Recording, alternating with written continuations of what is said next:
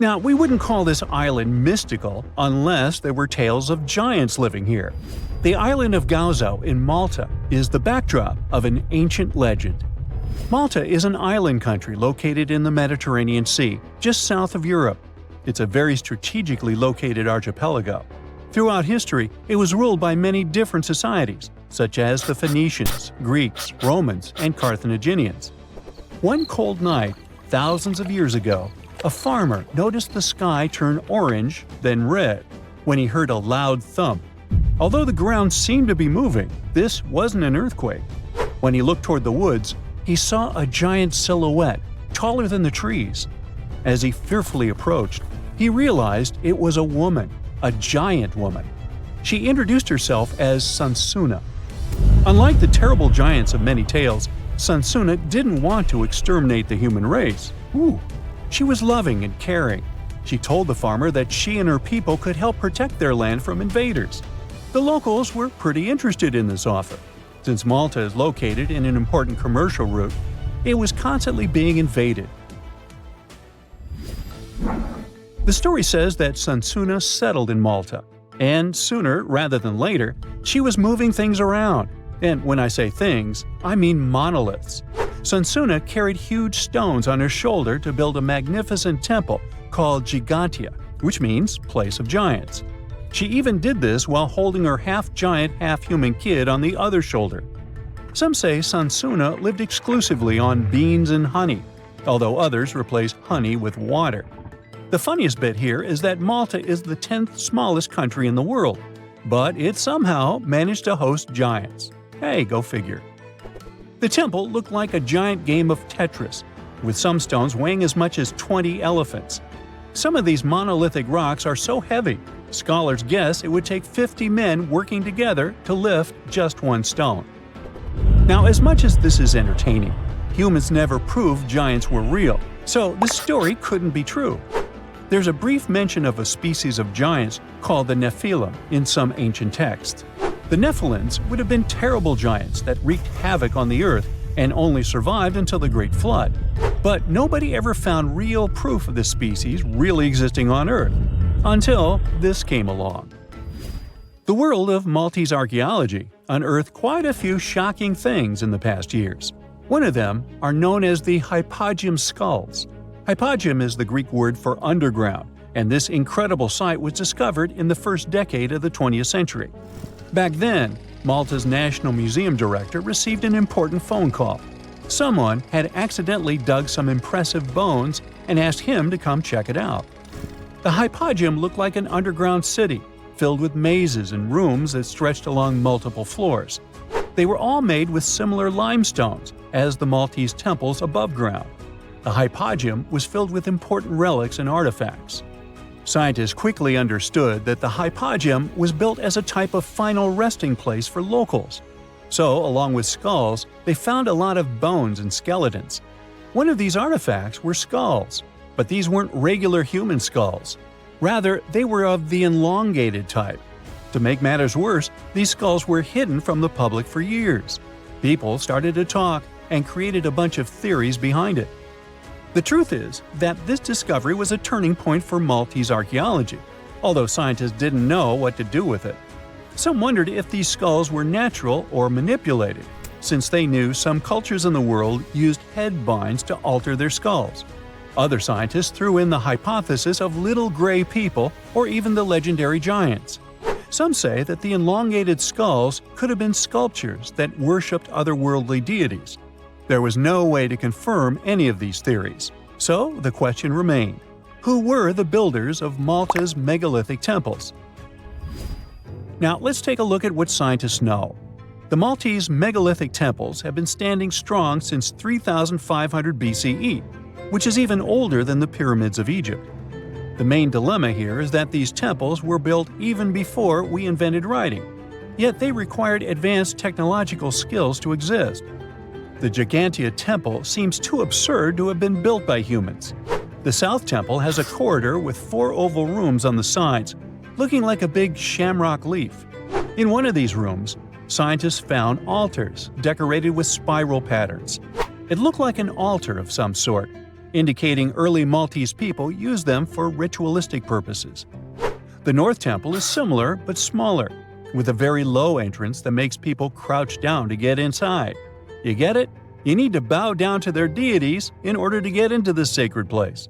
I mean, one can't help but wonder about the secret reasons these ancient builders had to build such a huge temple.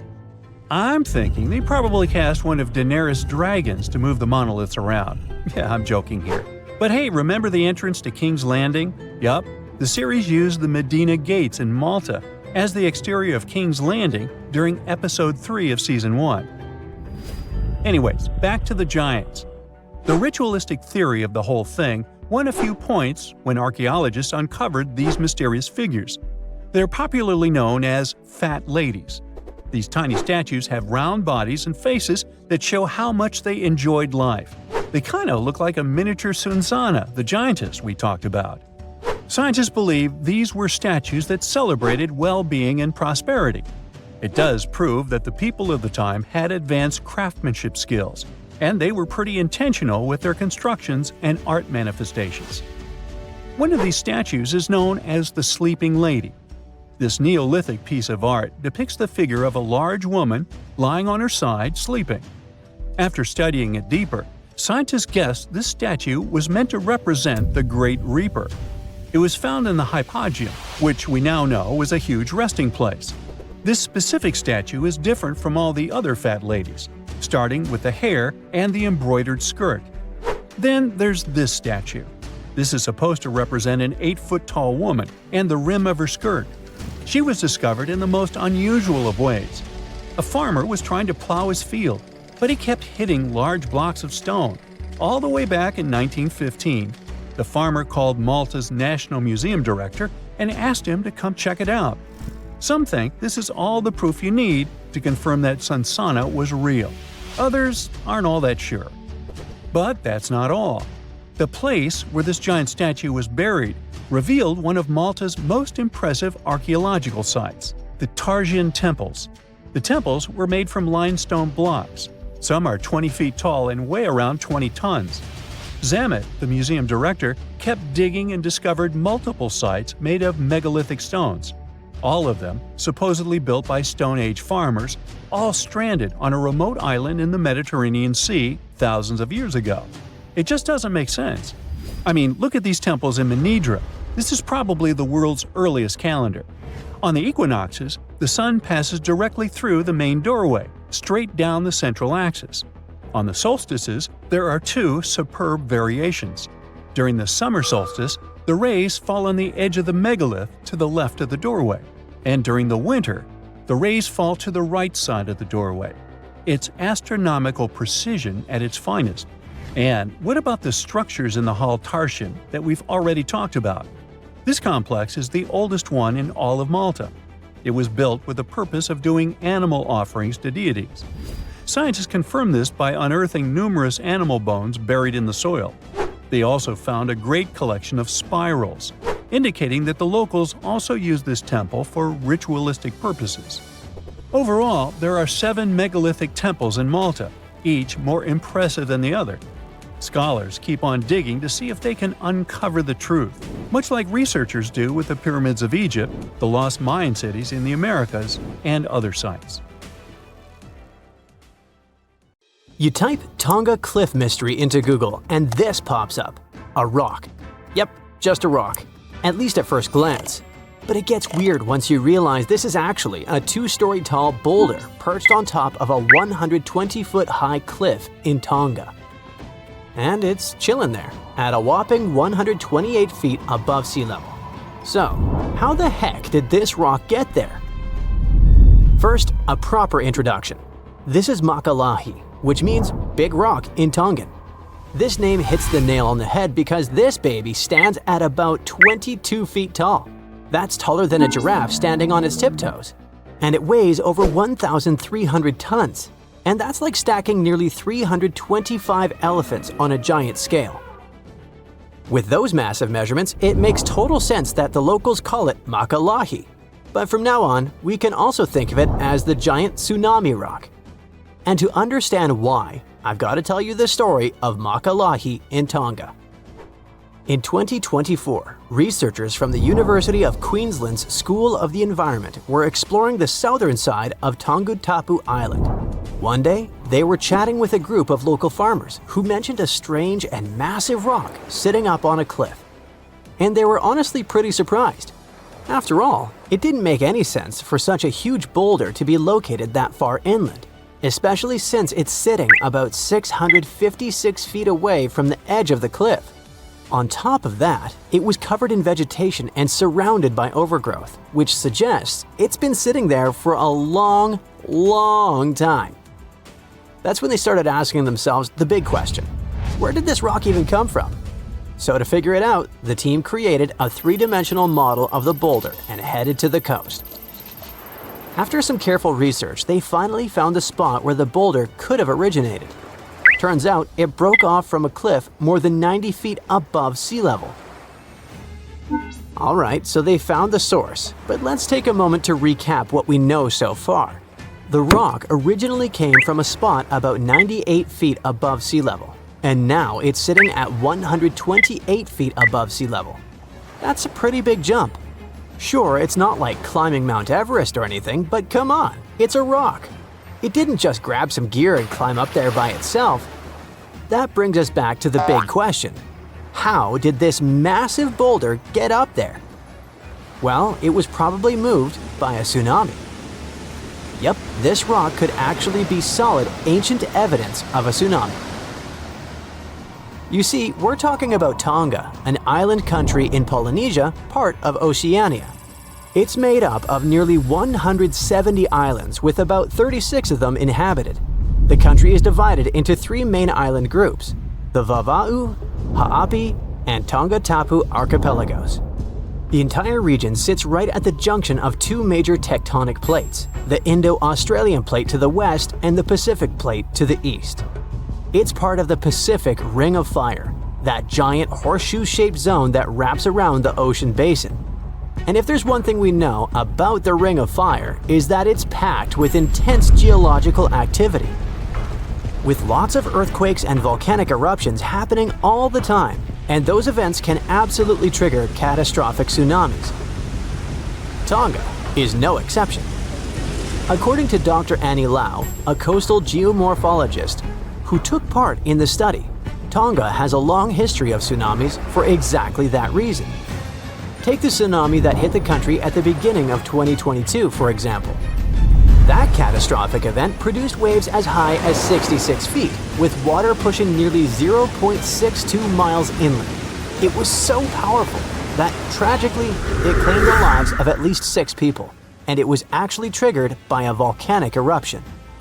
So yeah, tsunamis are pretty common in Tonga, thanks to all that magma and tectonic activity constantly happening beneath the surface. And a massive, powerful wave is likely what carried Makalahi up onto the cliff. According to the study, this event may have happened around 7,000 years ago. That's even older than the first human settlement in Tonga, which is believed to have occurred roughly 3,000 years ago. Interestingly, that estimated timeline lines up with evidence of a massive tsunami that hit New Zealand's North Island, around 1,300 miles southwest of Tonga. The researchers had a theory. Now all they had to do was run the numbers to see if it was actually possible. So they measured the boulder's size and weight, then used that data to model how big a wave would have to be to push such a massive rock that far inland. Their findings suggest the boulder may have originally sat near the edge of a cliff, but was shoved inland by a tsunami. The wave lasted about 90 seconds and reached up to 164 feet in height. That's almost as tall as Niagara Falls. Just to give you a perspective, that's significantly larger than the waves recorded during the Indian Ocean tsunami in 2004 or the Tohoku tsunami in 2011. Now, here's the thing. These tsunamis were triggered by earthquakes, and waves caused by earthquakes usually top out at just a few tens of feet. So, in Makalahi's case, it probably wasn't an earthquake that did the job. Instead, it's possible the wave came from a landslide tsunami. This theory suggests that the earthquake not only generated a tsunami that flooded the island, but it probably also triggered a massive landslide. When a huge chunk of material suddenly slides into the ocean or something shifts quickly underwater, it can create a landslide-triggered tsunami, and that landslide, in turn, may have produced a second tsunami. One powerful enough to carry Makalahi and drop it where it still sits today. Now, while science may have found a likely explanation for how the rock got to such a strange location, many locals will probably continue to pass down the traditional stories tied to rocks like this one. According to Polynesian mythology, coastal boulders like Makalahi were placed by the legendary hero Maui.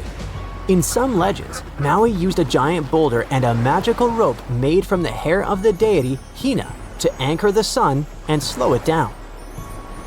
Another story is known as the Maui Throwing Stones. It refers to a group of 8 coral limestone boulders located in the village of Havelukilu on Tonga Tapu. The myth mentions that these massive stones were thrown to Havelukilu by Maui from the neighboring island of Eua. The story goes that Maui was annoyed by a rooster that woke him up every morning, so he picked up stones and hurled them at the bird. And that's how the rocks from Eua ended up in Tonga Tapu. Now here's the interesting part. The term white chicken in Tongan also means foaming waves, so some believe this story may actually be a metaphor for a tsunami. Even though these myths don't mention Makalahi directly, they show how important rocks like these are to local people. Now, we can say that this archaeological evidence is not only important for culture, but also for science. The recent study gives us some fascinating theories about how the rock ended up so high up and so far inland. But researchers still need to find what's called a landslide scar to prove their point and fully solve the Tonga Cliff mystery. Follow-up research is crucial because it will help us to uncover what triggers these kinds of events and how often that might happen. And who knows? One day we might come across new cases of giant rocks moved by giant tsunamis, each one carrying its own story from the deep.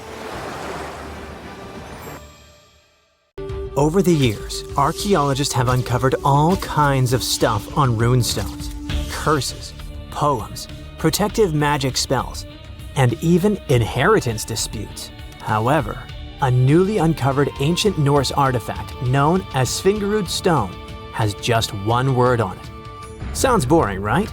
Well, think again, because this might just be the oldest runestone ever discovered, almost 2,000 years old. But that's not all. Excavations are still ongoing, and depending on what follows next, it could unravel secrets and the true meaning behind the mysterious magical runes. So let's explore and see just how much known history you can rewrite with only one engraved word on a stone.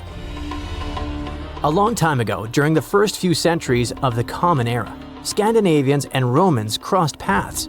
They traded goodies like glass and silver, and eventually, Roman customs and even written culture ended up north. The Nords liked the Roman alphabet but wanted their own letters copyrighted, so they decided to create their own unique characters, which they called runes.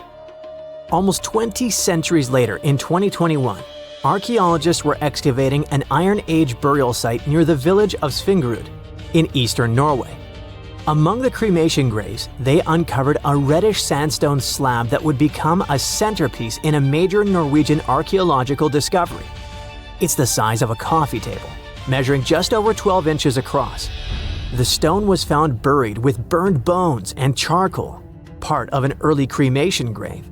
The stone had runes engraved into it, looking rough and shallow, like they were scratched with the tip of a knife or something needle-like. Runestones are not unusual. Archaeologists are used to uncovering runic inscriptions, especially in this region. However, tests show that both the burial site and the carving on the stone likely date back to somewhere between the 1st and 3rd centuries. That places it deep in pre-Viking history, centuries before the Viking Age officially began around 800 CE. That makes it one of the oldest reliably dated examples of early writing in Scandinavia. When you look at these carvings, they either look like magical symbols made to call on Nordic deities to help you, or like random scratches made by an angry man hitting a stone with something sharp. But these are real letters, crude but intentional. It's an ancient writing system used by Germanic tribes across Northern Europe. They were engraved into wood, bone, or stone. Their shapes are straight, angular lines because curves were tough to carve with the tools they had back then. When they met with the Roman Empire, rather than just borrowing Latin letters, the Germanic tribes took the idea of writing and carved out their own version. The original alphabet was called Elder Futhark. It had 24 letters. We can find them on artifacts dating from around the 2nd to the 8th century CE. Its name comes from its first 6 letters: F, U, Th, A, R, and K. Each rune probably had a name that matched the sound it made. For example, the rune that sounds like A was called Anzus. However, nobody from back then left us a memo explaining the names.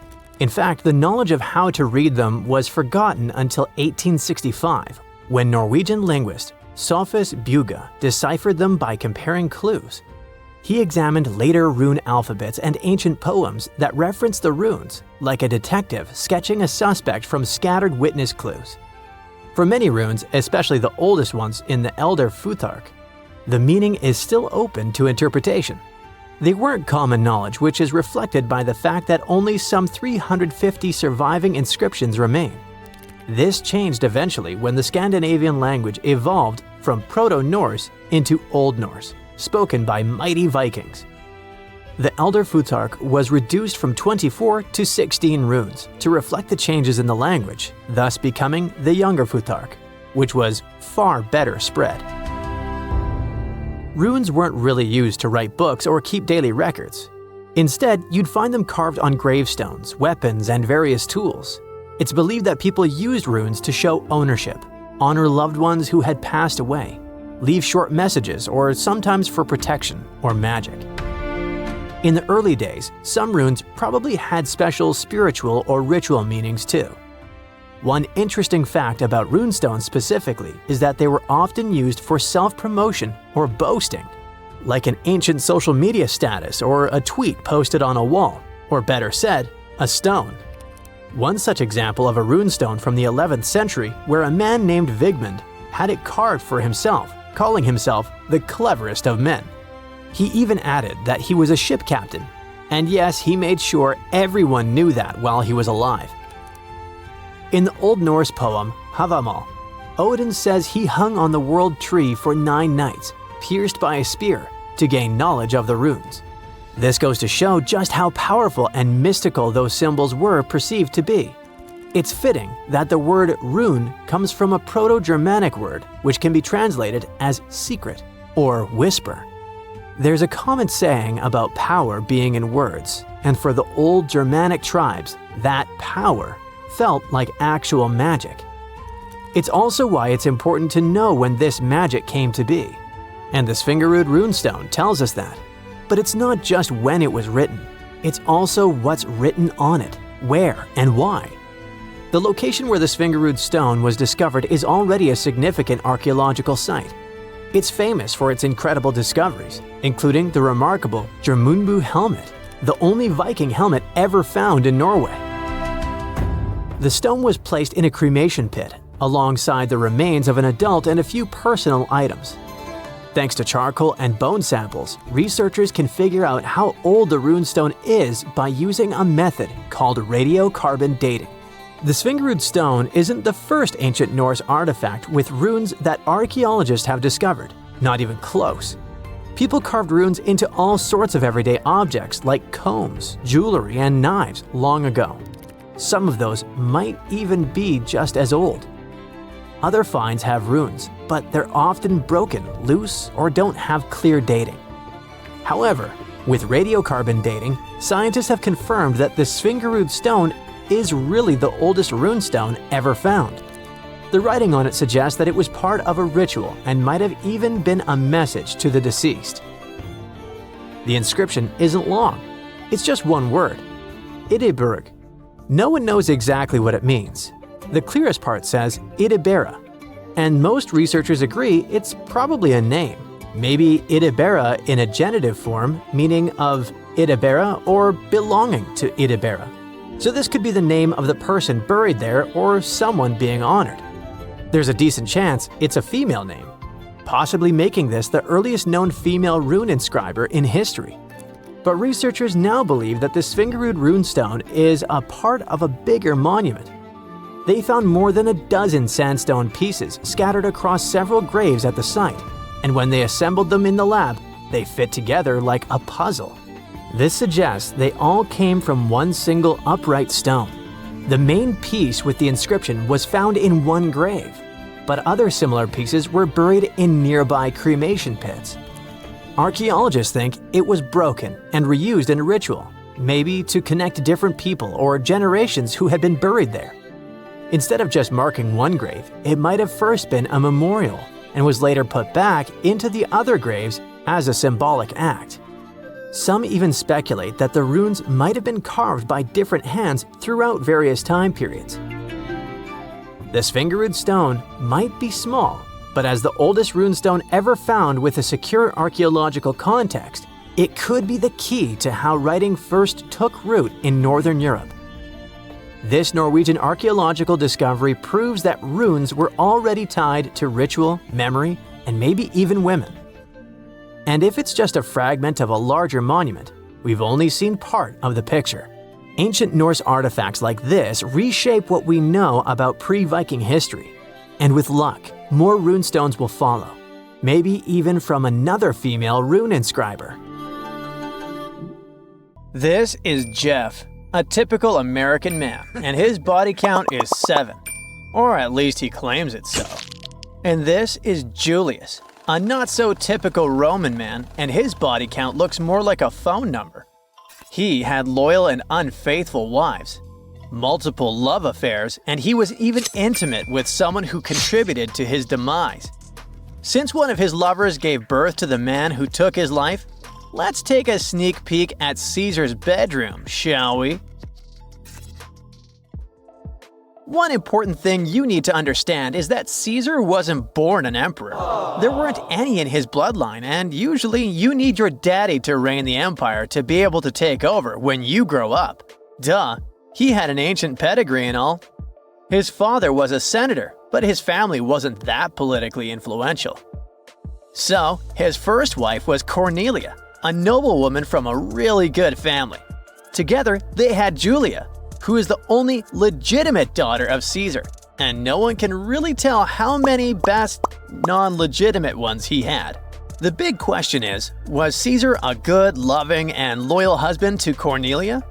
Well, to know that for sure, we'd need a Ouija board, since there's no real evidence about their feelings documented in the books.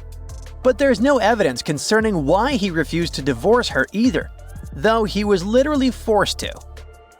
Here's the tea. Back in 82-81 BCE, there was Lucius Cornelius Sulla, a Roman general who turned dictator. He was even the rival of Cornelius' dad, and he was forcing people to leave their wives and marry into his family. And guess what? Many people did comply. Sulla wanted Caesar to dump his wife Cornelia, but instead, Caesar chose to flee Rome. Because of that, he lost his titles and inheritance, and Sulla even hired people to liquidate him. Although he was caught, he managed to bribe his captor and, with some help from influential allies, returned to Cornelia.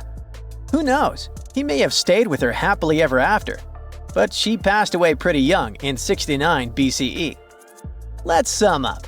This marriage made him lose money, home, position in society, and he could even lose his life. Yet it was her untimely demise that did them part. Maybe Caesar did really love Cornelia after all. Anyways, 2 years later, Caesar officially remarried. In a way, that was Sulla's dream coming true. Caesar married someone from his family because Pompeia was his granddaughter. Needless to say, it was more of a marriage of convenience rather than a marriage for love. Time went by, and 4 years later, Caesar got a serious promotion, becoming in 69 BCE the Pontifex Maximus, the chief priest of the Roman state religion. It all came with an official residence on the Via Sacra, and you can still take a walk down this street if you visit the Roman Forum. Things seemed to be going pretty smoothly until one day in 62 BCE, when his wife Pompeia decided to throw a party that put an end to her marriage. She hosted a festival called Bona Dea, and there was only one condition: no man was allowed. However, a young patrician managed to sneak in because he was disguised as a woman, apparently for the purpose of seducing Pompeia.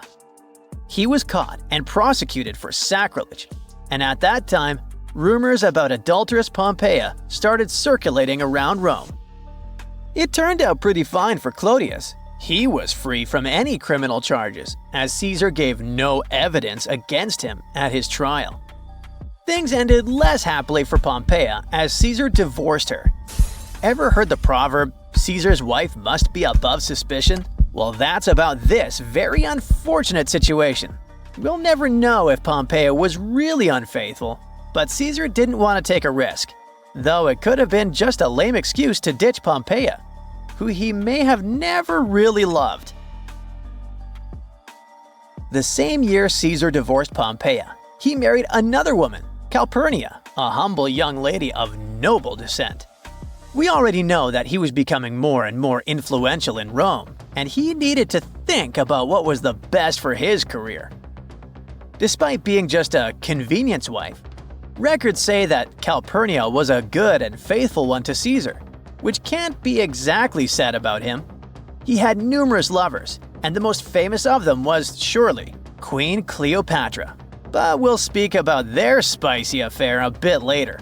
That was a very much unequal marriage, starting with the fact that Calpurnia was 17 and Caesar was 41 when the two wedded. Get this, she was probably younger than Caesar's daughter, yet it's not something unbelievable in the 21st century. Duh. It's hard to judge whether Calpurnia was gifted by nature with an outstanding appearance, yet what she was definitely gifted with was patience. Otherwise, it's impossible to explain how she tolerated the Casanova lifestyle Caesar adopted in the years of their marriage. Rumor had it that he took advantage of the wives of a number of prominent men. He also seduced the wives of two of his allies in the First Triumvirate, a political alliance among three prominent politicians. One of them was Caesar himself. Do the math, and you'll see that no wife of his allies hadn't been seduced. Weird, right? There weren't records of him being this adulterous before, but after a marriage where he thought he was cheated on, he just went nuts and started treating women like Kleenex. All Rome was buzzing about his relationship with Servilia, who was a Roman matron. No one knows when their relationship started exactly. Some records say it was 59 BCE, but Plutarch insisted it all started way back when they were teenagers. And if Plutarch was right, then the rumor about Caesar being the real father of Brutus, yep, the one who betrayed him and one of those who took his life, might be true after all. Caesar definitely had a thing for taken ladies.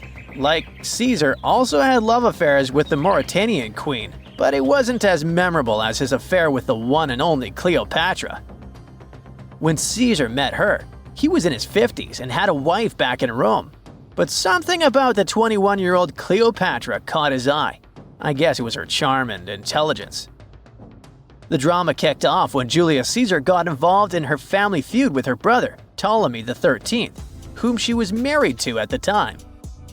Their relationship was rocky, leading to Cleopatra being kicked out of Egypt while Ptolemy tried to rule alone. When Caesar arrived in Alexandria, he was greeted with the severed head of his rival, Pompey. Outraged, he wanted Cleopatra and Ptolemy to reconcile, but Cleopatra had other plans. She famously snuck into the palace, hidden in a bed sack, to charm Caesar. Their connection was both romantic and politically strategic. Caesar eventually put Cleopatra back on the throne, arranging for her to marry her younger brother, Ptolemy XIV, after her first brother husband drowned. Despite the awkward situation, Cleopatra took charge of the kingdom. They celebrated their alliance with a lavish cruise down the Nile, during which Cleopatra announced her pregnancy with Caesar's son, nicknamed Caesarion. He was never acknowledged by Roman law, though. Even though their situationship faced challenges due to Roman laws and Caesar's existing marriage, Cleopatra spent about 18 months in Rome. The official wife, Calpurnia, didn't magically disappear. She was always there and loved him, turning a blind eye on all the shame he put on her. The night before Caesar's life was taken, Calpurnia had a nightmare where she saw Caesar hurt and breathing his last in her arms. The next morning, she pleaded with him not to go to the Senate as he had planned. Her worries really got to him, and he decided to stay home. But then, Brutus showed up in his house and convinced him to brush off the bad signs and head to the Senate anyway. The rest is history. After Caesar was eliminated, Cleopatra didn't think long and returned to Egypt, only to begin an affair with Mark Antony, Caesar's ally. And Calpurnia? She handed all the Caesar's papers to the same Mark Antony and grieved her late husband, surrounded by her servants.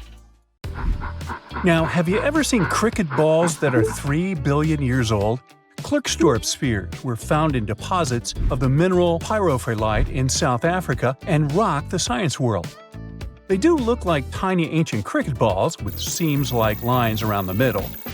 Back in the 1980s, some folks claimed these spheres had been made by an advanced pre-flood civilization we know nothing about. One museum curator shared stories about how they rotated on their own in a display case. There was also a TV show that invited a psychic who declared the spheres were pieces of an ancient spaceship. But according to geologists, these spheres are actually pretty common concretions or spherical objects formed by different minerals than the surrounding rock. The seam-like lines are just imprints from the host rock's layers building up over time. The Klerksdorp spheres come in different shapes, from noticeably flattened spheres to distinct discs. As for that episode when one of these spheres spun on its own, the curator of the Klerksdorp Museum cleared that up too. He said that when he put one sphere on its glass shelf when a journalist came to visit, the sphere naturally rotated a bit because it's round. The area where the museum is located often experiences earth tremors from gold mining activities nearby. The oldest known human-like footprints could be 6 million years old. They were found on the Greek island of Crete in 2002. If the number is correct, it would mean that early human ancestors may have migrated between Europe and Africa much earlier than we previously thought. This doesn't mean Africa is not the cradle of humankind, though. It could just prove that early human ancestors moved back and forth between continents. Some researchers believe the footprints were left by a bipedal creature possibly related to an early human ancestor nicknamed El Greco. According to scientists who studied them, the footprints have a very human-like shape, with 5 toes and a parallel big toe. Some scientists are skeptical about it and suggest the prints might be from a late European ape. The new study analyzed fossilized marine microorganisms found in the sedimentary rocks to determine the footprint's age and prove it's actually 6 million years. The next amazing find that keeps scientists entertained is the Dorchester plot. It's a beautifully crafted metal vessel with some fancy geometric designs embossed in shiny silver. The pot was discovered in, who could have thought, Dorchester in 1852 under quite unusual circumstances. During a powerful blast, the pot broke into 2 pieces. Scientists believe it was originally embedded within a rock or boulder known as pudding stone. The rock from which the Dorchester pot emerged is dated to be around 500 million years old. So it could mean the pot itself is also that old. The current and less exciting theory suggests that the Dorchester pot is a Victorian-era candlestick holder. Such things were really trending back then, so it's not a surprise to find such fancy household item from that time. The Dorchester pot falls into the category of ooparts, or out-of-place artifacts. Those are objects that seem too advanced for the time period they're supposedly from. If we accept that the pot is 500 million years old, then whoever made it was way ahead of their times in terms of crafts and tech. One extra mystery is that the pot has an engraving of a plant that most likely disappeared from Earth over 100,000 years ago. Sounds like good proof the pot is really extra old. Now, it looks like the oldest map in Europe is a stone from 4,000 years ago. This Bronze Age slab was found in France in the year 1900 at an ancient burial ground. The carvings on the slab show in 3 dimensions the River Odey network with a fantastic accuracy of around 80% over an 18-mile stretch. There are other stone-carved maps around the world, but this one is unique because it shows a specific area to scale. Looks like the slab's carvings don't just map rivers and hills, but also settlements, barrow sites, and field systems. Archaeologists say the slab wasn't used for navigation, but rather to symbolize power. The detailed markings on the slab might have served to illustrate the domain of a local ruler, possibly a prince or king, to show their control over the territory. When the ruler lost power, the slab was likely repurposed as part of a burial vault. The unique artifact was stored in the cellar of a museum. For decades, no one even noticed until several scholars read older reports about the slab and decided to check it out. They conducted a detailed analysis using 3D techniques. Their research proved that the creators of the slab had not only etched lines into the rock, but also modified its surface to reflect the topography of the landscape with high accuracy. The Salzburg cube, also known as the Wolf's Egg Iron, was discovered in the late 19th century in Austria. Now, don't let the name mislead you. It doesn't look like a cube at all. It's more like a rounded object with 2 flat sides. Down the middle, there's a groove, and the surface is covered with pits and craters. This unique appearance is the reason why many people think it might be something out of this world. Workers accidentally found this artifact when they blew apart a piece of coal. The coal seam it came from is thought to be over 60 million years old. The Salzburg cube moved between museums, mysteriously vanished in the early 20th century, and then showed up again. A professor from Bonn University suggested it might be from a meteor, but they found no evidence of elements that you'd normally see in meteorites, like cobalt or nickel. Then researchers thought it must be a human-made object, possibly a Victorian-era candlestick holder. No one knows the true story of the cube or its current location. Yep, it disappeared again. Have you heard about the Meister print? It's a fossilized sandal print discovered in 1968, and it has sparked a lot of intrigue. There's a trilobite inside the print, which supposedly went extinct around 500 million years before humans even existed. But many historians think this age is an exaggeration. When Meister found the fossil, it was authenticated. But the scientist who did it didn't confirm it was a human sandal print. He only agreed there was a trilobite there. When another scientist visited the site, he found a 6-inch impression he believed was from a child's moccasin. But the footwear seemed to be new. So, could it be evidence of time travel? Proof that humans existed millions of years earlier than we thought? Or a sign that someone else visited early Earth? Or is it just a rock formation that looks like a sandal print?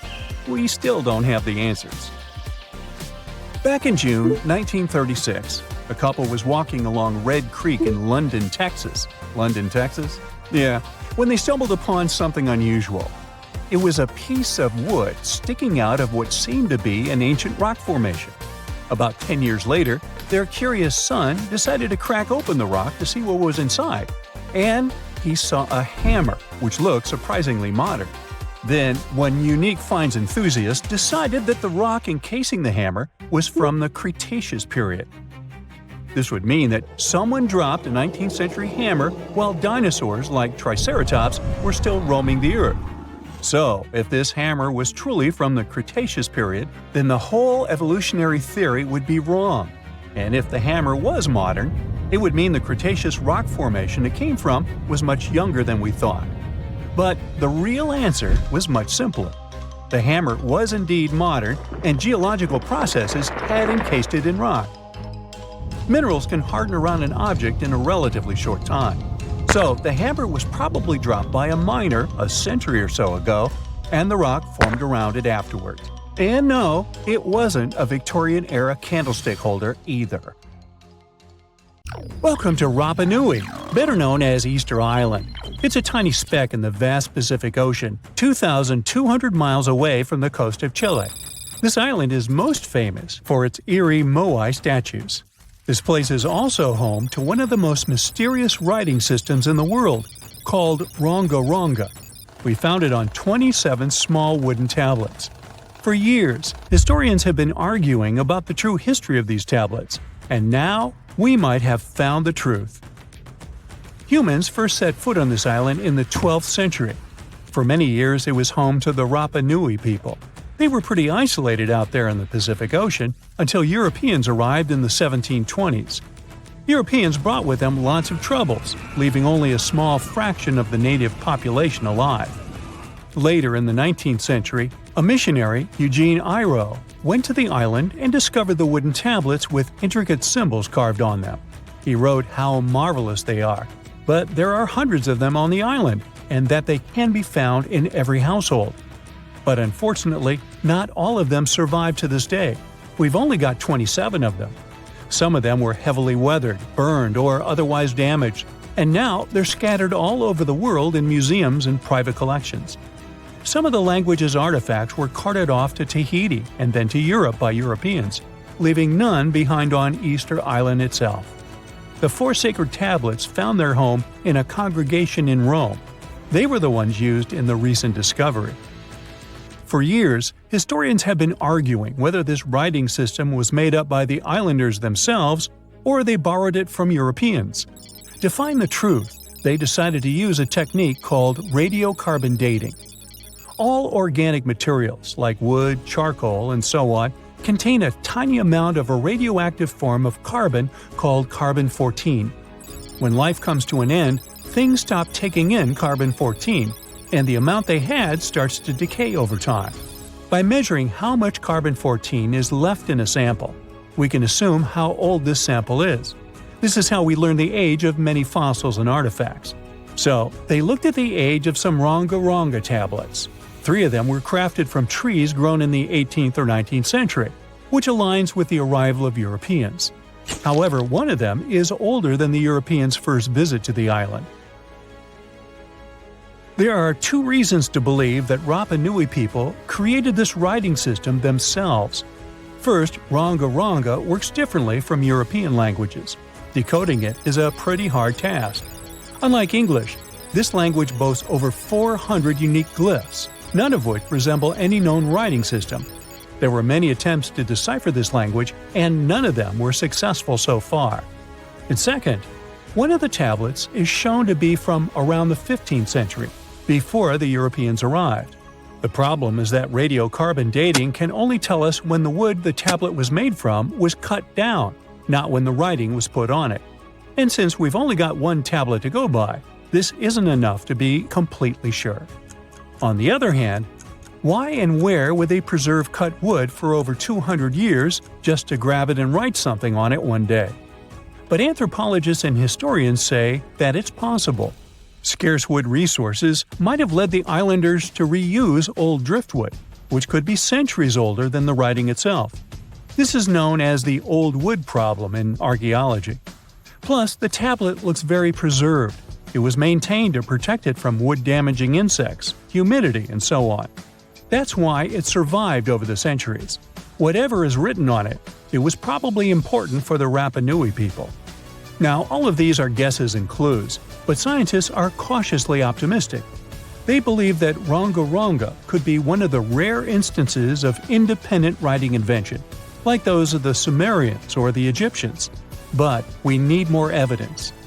In the Rapa Nui language, Rongorogo means to recite or to declaim. Not everyone could write, only a select few. Probably only the elite of Easter Island, mostly men, knew and could read this written language. After colonization, none of them survived. So now we have to rack our brains trying to figure out what's written here. First, scholars can't agree on what type of script it is. We aren't even sure that this was their language. But even if it was, we don't know whether it's a primitive form of writing or a fully developed system. In the 1990s, a linguist, Stephen Roger Fisher, believed he might have cracked the code of Rongorongo structure. His idea was that these tablets conveyed cosmogonies. Cosmogonies are stories or narratives that explain how the universe was created and how natural phenomena came to be. They often come from ancient traditions and cultures, like those found in East Polynesia. The tablets could have talked about things like how the world began, where everything came from, and how different aspects of nature, like the stars or the mountains, were formed. This would also explain why only the wise elite could write. Fisher thought that Rongorongo is a mix of logographic and semasiographic systems, which means that some symbols represent spoken words, while others represent ideas or concepts. But deciphering them would be very hard because it requires extensive memory and knowing context, because the symbols are more like hints than complete expressions. However, other language experts disagreed with his ideas, saying there were problems with how he put together his theory. Unfortunately, Fisher couldn't prove this hypothesis. Maybe these are just drawings. If we look at the tablets, there are some things that look recognizable: people, animals, plants, and geometric shapes.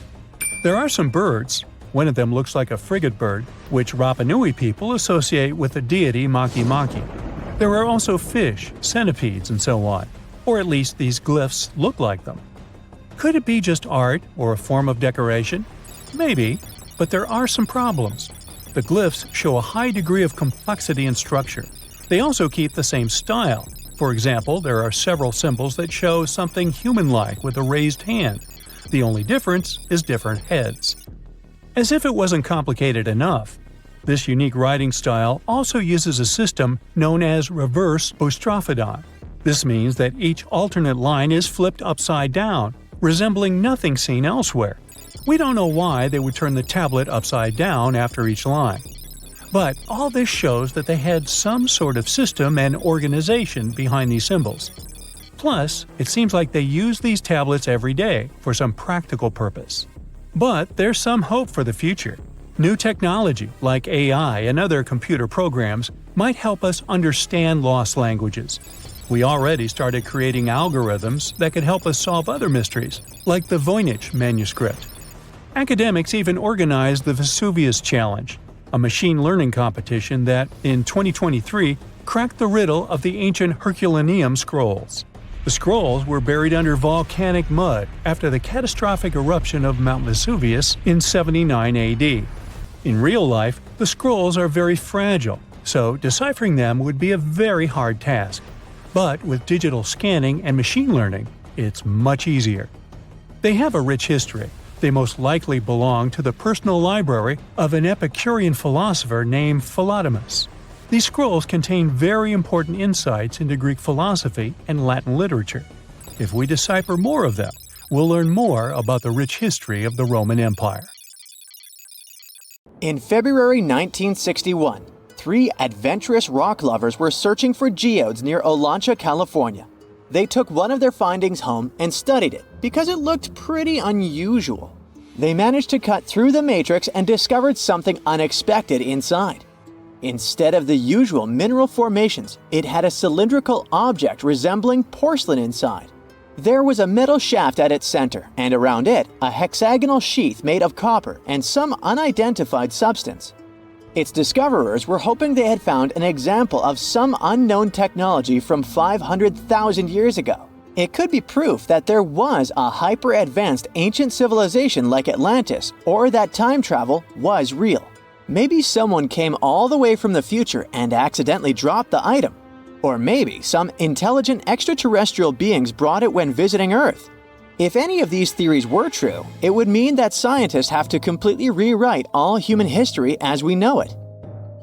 But not everyone shared the excitement, and truth seekers and alternative archaeology circles were trying to solve the mystery of the so-called Koso artifact until the late 90s with theories and debates. Then a group of skeptics took images and x-rays of the discovery and showed them to spark plug collectors. They have identified the artifact as a spark plug with corroded metal components from the 1920s and not ancient technology at all. Almost 20 years later, one of the co-discoverers of the artifact agreed to take it for inspection at the University of Washington. They officially confirmed it was a 1920s-era champion spark plug. And the stone matrix containing the artifact wasn't a geode, but a concretion. Those can form because of natural processes over decades or years, but not millennia. The Koso artifact is a good example of an out-of-place artifact, which is a thing in pseudo-archaeology. It's something found in a place or time where it shouldn't logically be. These artifacts seem too advanced for the time period they're found in. They could also mean human activity existed when humans weren't supposed to be around. The Baghdad Battery is another example of such an artifact. It was found in the 1930s by a German archaeologist and consists of a clay jar, a copper cylinder, and an iron rod going through the jar's stopper. Its top, which was broken off, probably had been sealed with asphalt. Its discoverer noticed that it had two different metals and possibly an electrolyte, which are key components of a battery. There are no ancient writings to support this theory, but when scientists ran tests and filled it with an ionic solution like vinegar or wine, it showed that it could conduct electricity. If it really was a battery from 2,000 years ago, it might have been used in ancient medical practices, or even embedded in statues to make it look like they were buzzing to impress people. Kionich, who found it, believed it was used for electroplating, a process for coating metals. Even if it was used as a battery, the Baghdad artifact could only produce a small amount of energy, around 1 volt of electricity. So, some people believe it was used as a storage container for sacred scrolls. Back in the 1930s, a couple stumbled upon something strange while walking along Red Creek in London, Texas. It was a piece of wood sticking out of what looked like an ancient rock formation. Around a decade later, their son, who was really curious to find out its secret, decided to crack open the rock and found a surprisingly modern hammer inside. This discovery caught the attention of Carl Bau, a young Earth creationist who claimed the rock surrounding the hammer dated back to the Cretaceous period. He saw it as evidence against evolutionary theory. After some investigation, scientists proved that the rock was not as ancient as it seemed. Geological processes have just encased the modern hammer over time, so it wasn't evidence of humans coexisting with dinosaurs like the Flintstones, as some hoped. It was just a case of a miner dropping his hammer centuries ago and nature doing its thing. A Chinese archaeologist supposedly stumbled upon some caves that seemed to serve as a burial ground for small beings with big, oval heads. Alongside these remains, there was rock art depicting figures with round helmets, the sun, the moon, the earth, and stars connected by groups of pea-sized dots. They also found over 700 mysterious stone discs etched with spiral grooves. Things got even weirder when these discs were sent to a Chinese professor who claimed the grooves were actually written characters. According to his translation, the discs told the tale of Dropa visitors from another planet who had crashed their spaceship on Earth about 12,000 years ago and had tried to live among us until they were hunted down by locals. But there's no concrete evidence that any of this actually happened. The story was first published back in the 1960s in a couple of articles, but it all seemed a bit fishy. None of the people involved, the archaeologist, the professor, or even the university they supposedly worked at, seemed to have left any trace in the records.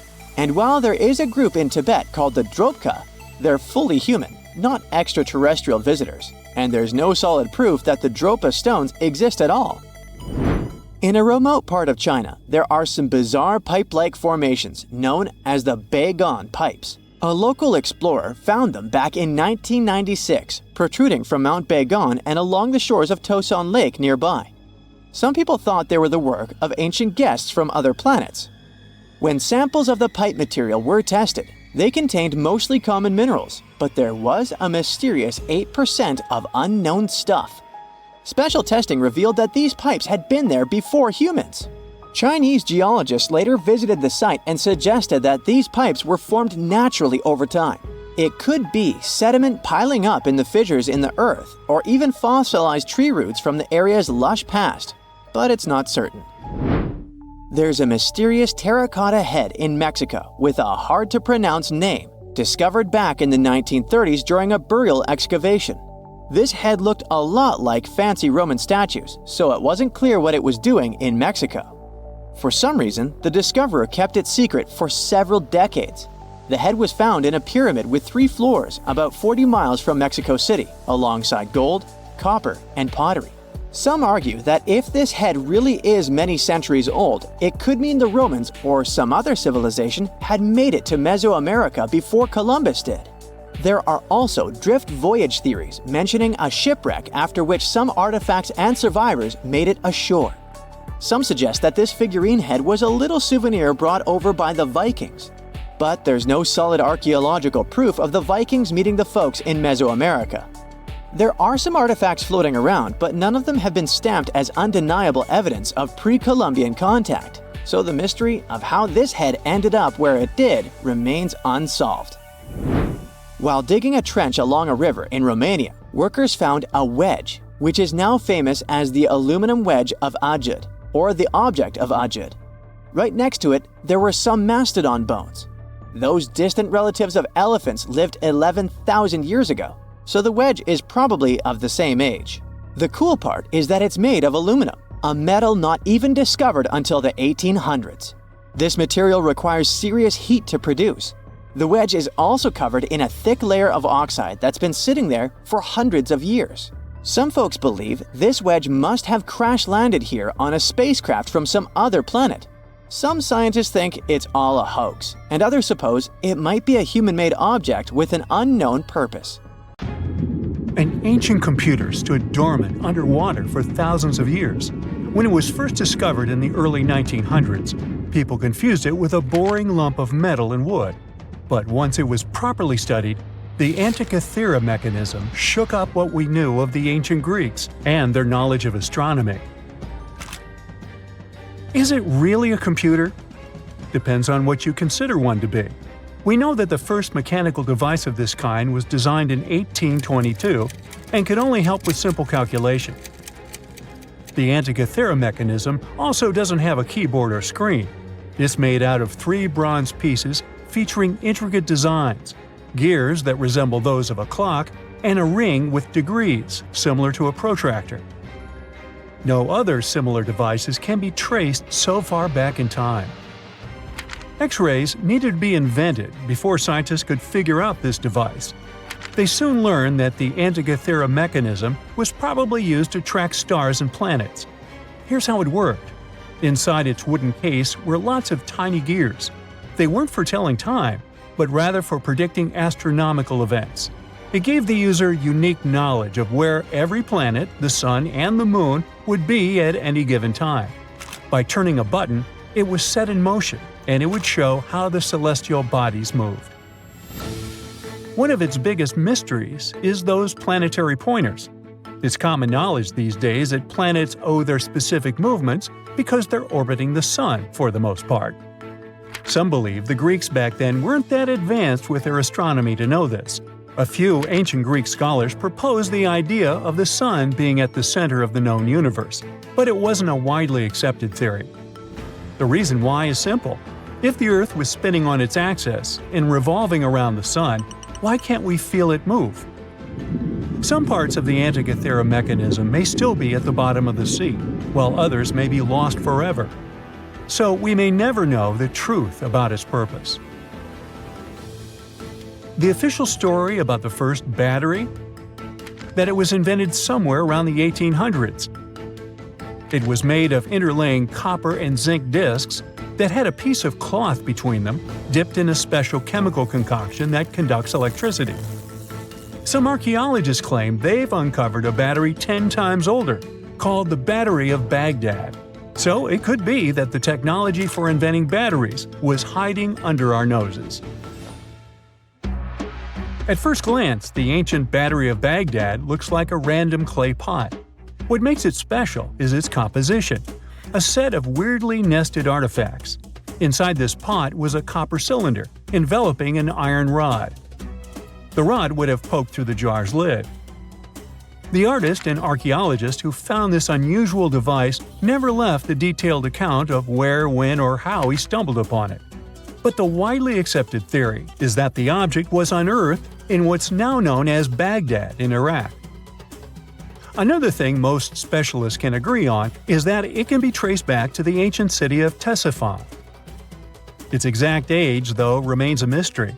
Some say it's over 2,000 years old. Others say it's a mere 1,400 years old. Even at the later end of the spectrum, it still significantly predates the first electric battery that's just a couple of centuries old. Since there's no official record accompanying the artifact, there's a chance we'll never know what its purpose was. So where did this idea of it being a battery come from? It all has to do with those two metals found inside with differing electropotentials, which is a key component of batteries. There's also evidence suggesting that the jar once held an ionic solution, acting as an electrolyte, the substance needed in batteries to carry the electric current. Tests on the jar's corrosion hint that it may have contained substances similar to vinegar. Even if we agree that it's an ancient battery, this artifact could have only generated a mere volt or so. But the ancient humans didn't have TVs or dishwashers, so what did they need a battery for? A lot of theories came up. Throughout history, civilizations have explored the applications of electricity in medicine. For instance, the ancient Greeks found relief from pain by placing electric fish on their feet. Ow! Another intriguing idea says such batteries were placed inside statues to create a buzzing effect, adding a mystical dimension to spiritual practices. There was even an idea that suggested the battery was used in gilding, the process of coating one metal with another. This method was used by jewelers back in the day. If it wasn't used for providing electricity, the Baghdad battery was probably a container for special scrolls.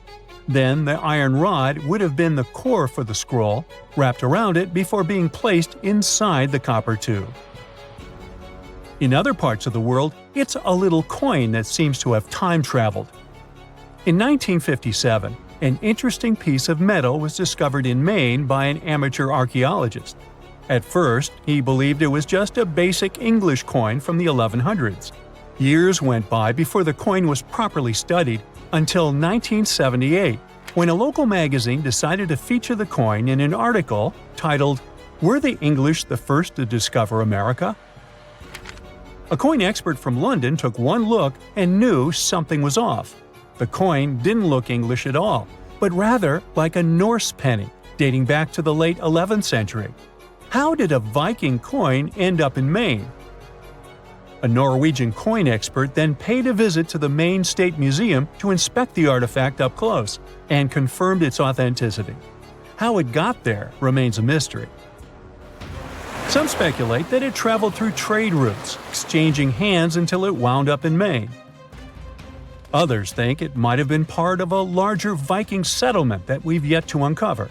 But then there are the skeptics who think there's something fishy. That initial amateur that discovered the coin had some connections that could have helped him get his hands on a Norse penny. Plus, around the same time, there was a whole bunch of Viking-related hoaxes floating around. The idea of Vikings cruising around America isn't entirely new, though. Icelandic sagas have hinted at it for centuries. But it wasn't until the discovery of an archaeological site in Newfoundland that people started taking it seriously. It still doesn't confirm if the penny was legit or not. The city of Rockwall in Texas is famous for its live music and family-friendly vibe. But it got its name from a curious rock formation still shrouded in mystery. Beneath the city's surface lies a series of hard mineral stones stacked in a way that resembles a massive wall of rocks. For more than a century and a half, people have pondered the origins of this mysterious structure. Could it be the handiwork of ancient humans, left behind as a testament to their ingenuity? Or is it simply a natural phenomenon, shaped by the forces of geology over millions of years? The formation has been spotted in over 10 different locations around the city, stretching both above and below ground. In their quest for answers, scientists have conducted various tests on the rocks that make up the wall. One geologist suggested back in 1901 that the formation was just a naturally occurring sandstone dike. Subsequent studies have supported this idea, with experts from the University of Texas at Dallas confirming that the rocks formed over millions of years through the deposition and hardening of sediment.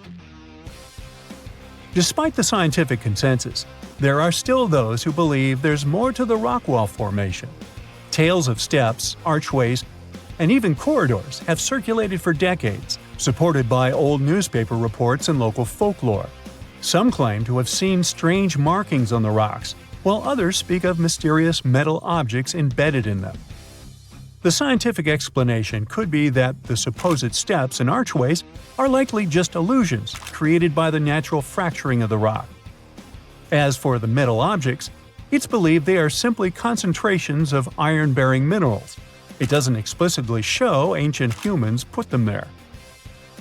Whether the Rockwall formation was crafted by ancient hands or shaped by natural forces, it remains a cherished part of Rockwall's identity. Now, let's assume that another species, whether humanoid or dolphin-like, could have existed millions of years ago. How do we find their traces? There was a Doctor Who episode about a non-human industrial civilization on Earth that existed long before us. These reptiles, called Silurians, were forced deep underground by a catastrophic rise of temperatures on Earth, and there they thrived for centuries. That inspired scientists to create the so-called Silurian hypothesis. If there was an advanced civilization before us, we should find their traces somewhere. Well, let's try. Climatologist Gavin Schmidt and astrophysicist Adam Frank decided to dive into this themselves. Like us, any technologically advanced civilization would be hungry for energy, so they looked for global effects that would leave a widespread mark. For example, hints of large-scale industrial processes, like plants and factories, and their leftovers. Then comes the question of how long these civilizations would last. If they existed for a long time, we should look for long-lasting signs, like residues from burning fossil fuels, mass extinctions, synthetic chemicals not found in nature, and even traces of nuclear fission. Basically, we should search for the same kinds of things that humans are currently leaving behind as evidence of our activities. Unfortunately, this evidence isn't that easy to find. Let's imagine an unsettling scenario if humanity suddenly disappeared.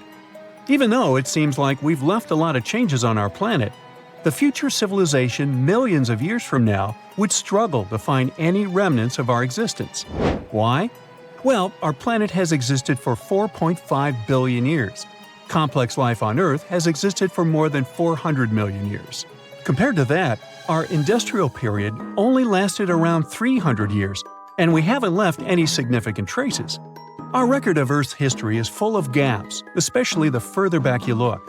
The fossil record captures only some things, being very selective and incomplete. On average, one fossil emerges every 10,000 years, and dinosaur footprints are even rarer. Mountains rise, oceans change, and plate tectonics can easily wipe out evidence of entire civilizations. After a couple of million years, chances are any physical signs of a civilization would disappear. In order to find at least something, we have to look for things like odd sediment patterns or unusual isotopic ratios. Also, fossils mostly form in water, leaving us in the dark about creatures on land or in the jungles. So even if there was a technologically advanced society millions of years in the past, and even if they were far more advanced than us, we might struggle to find any clues of its existence. Frank and Schmidt try to understand how we could ever hope to spot signs of them. Discovering actual cities would be the ultimate proof of a Silurian-style civilization on Earth. But Adam Frank isn't too optimistic. Even now, our cities cover less than 3% of the surface, making it easy to miss ancient city ruins. Whether a city survives over tens of millions of years depends on whether the land around it is sinking, getting locked into a rock, or rising, getting worn away by rain and wind. So, places like the French Quarter in New Orleans might have a better shot of making it into the geologic record than, say, Haight-Ashbury in San Francisco. When it comes to finding artifacts, the odds are pretty slim as well. No prehistoric iPhone would survive millions of years, fancy glass or not. Finding their fossilized remnants might be a bit more promising, but it's still tricky. Considering modern humans have only been around for about 100,000 years, it's quite possible that we might overlook any traces of an earlier advanced species. There is one thing, though. We could stumble upon their traces in rocks. Our current chaotic era might leave a distinct mark on the Earth's geological history, especially since we're basically experiencing PTM 2.0. I'll get to that in a moment. So they try to look at the changes in the carbon cycle. Humans have been releasing a lot of fossil carbon since the 18th century. This leaves a special mark in the carbon isotope ratio, like a signature that shows the difference between carbon in living things, such as seashells, and carbon in lifeless volcanic rock. Scientists also look for signs in the way sediments are arranged. Large coastal deltas might mean that there were bigger rivers made by folks in this hypothetical civilization. Traces of nitrogen could suggest big-scale farming, where they used a lot of fertilizer. Spikes in metal levels in the sediment could mean runoff from heavy industries. Of course, a single find like that wouldn't tell us anything. Schmidt says the key is to look for multiple signs together. Without clear artifacts, the uniqueness of an event might show in various clues rather than a set of changes linked to a single cause. On a quest for Silurian-style clues, scientists even decided to check the moon. Some astronomers find it surprising that no one has looked into this before. They even joked about the possibility of dinosaurs building rockets and leaving traces on the moon or other celestial bodies. These astronomers think that Earth-like planets tend to erase signs of civilizations on their surfaces. So they're exploring the wild notion that these beings might have been space travelers. In that case, remnants of their technology, known as technosignatures, could be lurking not only on our moon but also on asteroids, or even buried on Mars. There they might endure for millions or even billions of years. Unfortunately, so far, despite digging into the past 380 million years and examining all suspicious events, the researchers haven't found a clear match for a technological civilization. They don't give up, though. Frank calls for more investigation. For example, we could study how modern industrial chemicals stick around in ocean sediments. This, he believes, could help us identify similar chemical traces in the Earth's history.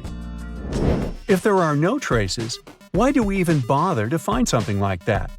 This research is based on Schmidt and Frank's recent papers. They were delving into the Anthropocene. It's the proposed epoch, dominated by human activities on Earth. It's full of these things called hyperthermals. They're prehistoric events when temperatures on Earth sharply increased over a relatively short time. They're like extreme heat waves from the past. A great example of this is the Paleocene-Eocene thermal maximum, or PETM for short. It happened around 55.5 million years ago and saw a rapid rise in global temperatures. Over 200,000 years, the average temperature on Earth jumped from about 9 to 14 degrees Fahrenheit. We study these hyperthermals to understand how they occurred, from natural causes or human activities. So, these hyperthermals sparked the genesis of Frank and Schmidt's research. To study them, scientists started examining chemical signals and tracers left in rocks.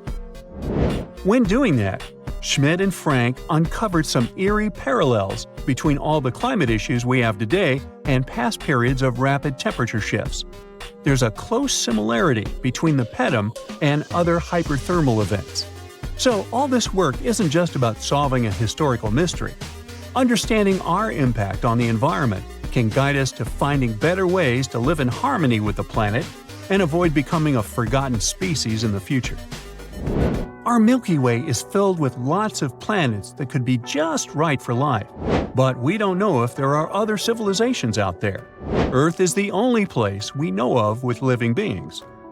About 200 years ago, people wondered if there might be civilizations on Mars. Back then, it was a real question, but once we got pictures from space probes, we decided there wasn't any evidence for it, and that idea got stuck in our minds. Now, it's not even considered a valid topic for serious science. It's seen as kind of silly. But no one has set clear limits on what could have happened on our own planet a really long time ago. So, even if there is no proof, we shouldn't throw away the possibility. Don't forget, it took humanity a while to recognize dinosaurs. Maybe Silurians are just patiently waiting for their time. Have you heard of Gobekli Tepe? It's an ancient site in Turkey that literally made historians rewrite history books. Over 11,000 years ago, a group of prehistoric humans crafted an enigmatic masterpiece that's even older than Stonehenge.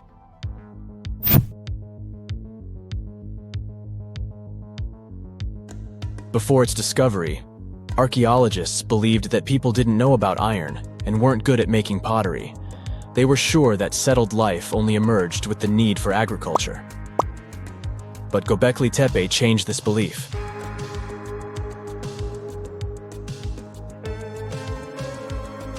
The place has revealed that it was the temple that paved the way for a settled life, not agriculture. Until this discovery, researchers believed that farming was the catalyst for sedentary living. Meet Professor Schmidt, the guy whose findings changed this theory. He managed to prove that hunter-gatherer communities laid the very foundations of this way of life.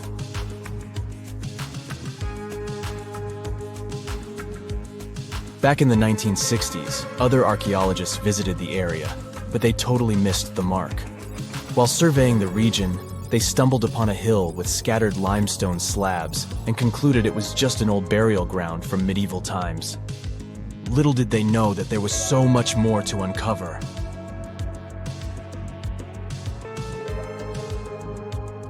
In 1994, Schmidt embarked on his own survey of prehistoric sites in the area. Surprise! He instantly realized he had discovered something truly extraordinary. Unlike the nearby flat and barren plateaus, Gobekli Tepe had a gently rounded top, rising 50 feet above the surrounding landscape. Funny enough, the translation of this place's name is Potbelly Hill. Schmidt was sure only humans could have made something like this.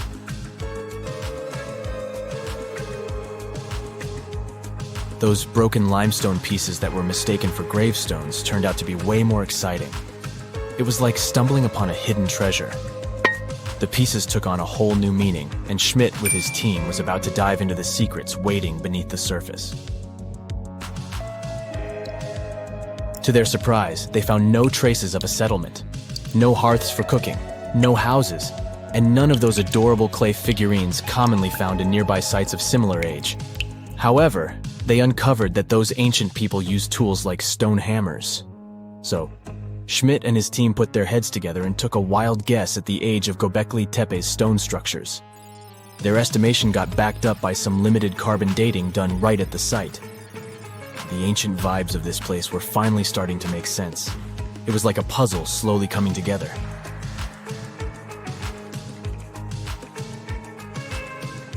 You may think that back then, people didn't have special tools to create something as cool as Gobekli Tepe.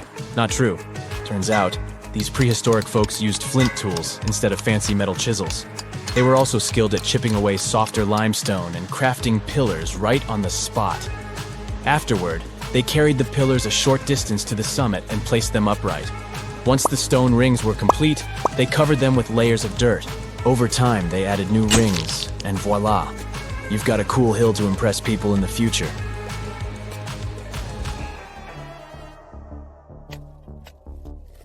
During their first year of excavation, the team went through 15,000 pieces of animal bones from wild creatures. These people didn't have pet animals or grow their own food. They hunted wild animals for their meals. But things were about to change, because the place had everything they needed to start farming. Scientists say they had wild sheep and wild grains that could be domesticated. And guess what? Just 20 miles away, geneticists found evidence of the world's oldest domesticated strains of wheat at a prehistoric village.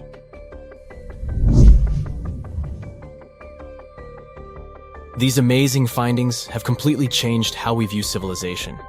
In the past, experts believed that people needed to learn how to farm and settle in one place before they could build temples and develop complex societies. But guess what? Schmidt's research flips that idea on its head.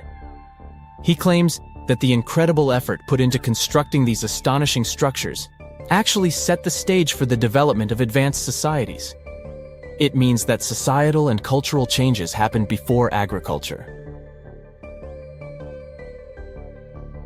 Schmidt has this fascinating hypothesis about Gobekli Tepe. He thinks it could have been a special burial site where people left their loved ones. And here's the twist. The burial site was adorned with fancy statues and symbols representing deities from the spiritual realm.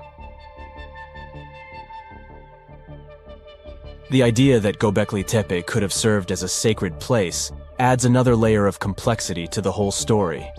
While the site's true purpose may remain elusive, Schmidt's insights invite us to consider the profound interplay between life and the afterlife, and the deep reverence ancient hunter-gatherer societies may have had for their departed ancestors. Now let's talk about the stars of the show, the mesmerizing T-shaped columns that dominate Gobekli Tepe. These mysterious structures range from 10 to 20 feet tall and most likely represent stylized human figures. But one figure stands out from the rest, the three-dimensional lion relief. This depiction really fires up our imagination. Why? Because it hints at the possibility that lions roamed Anatolia during the Neolithic period.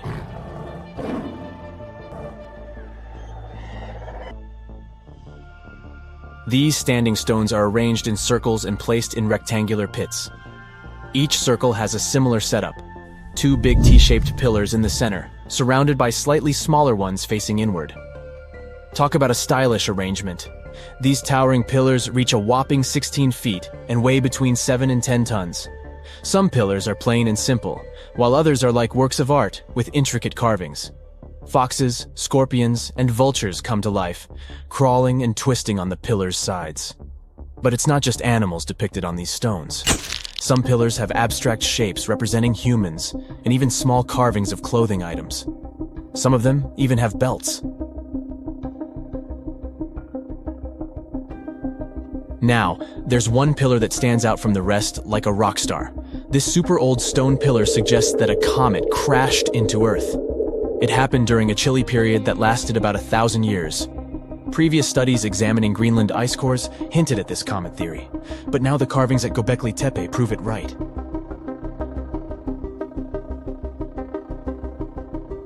The carvings on the pillars are like a historical comic strip. They even show a headless human figure. Researchers fed the images into a computer and discovered their connections to constellations, indicating that this temple might have been an ancient observatory. It's like our ancestors were trying to document this cataclysmic event in their own unique way.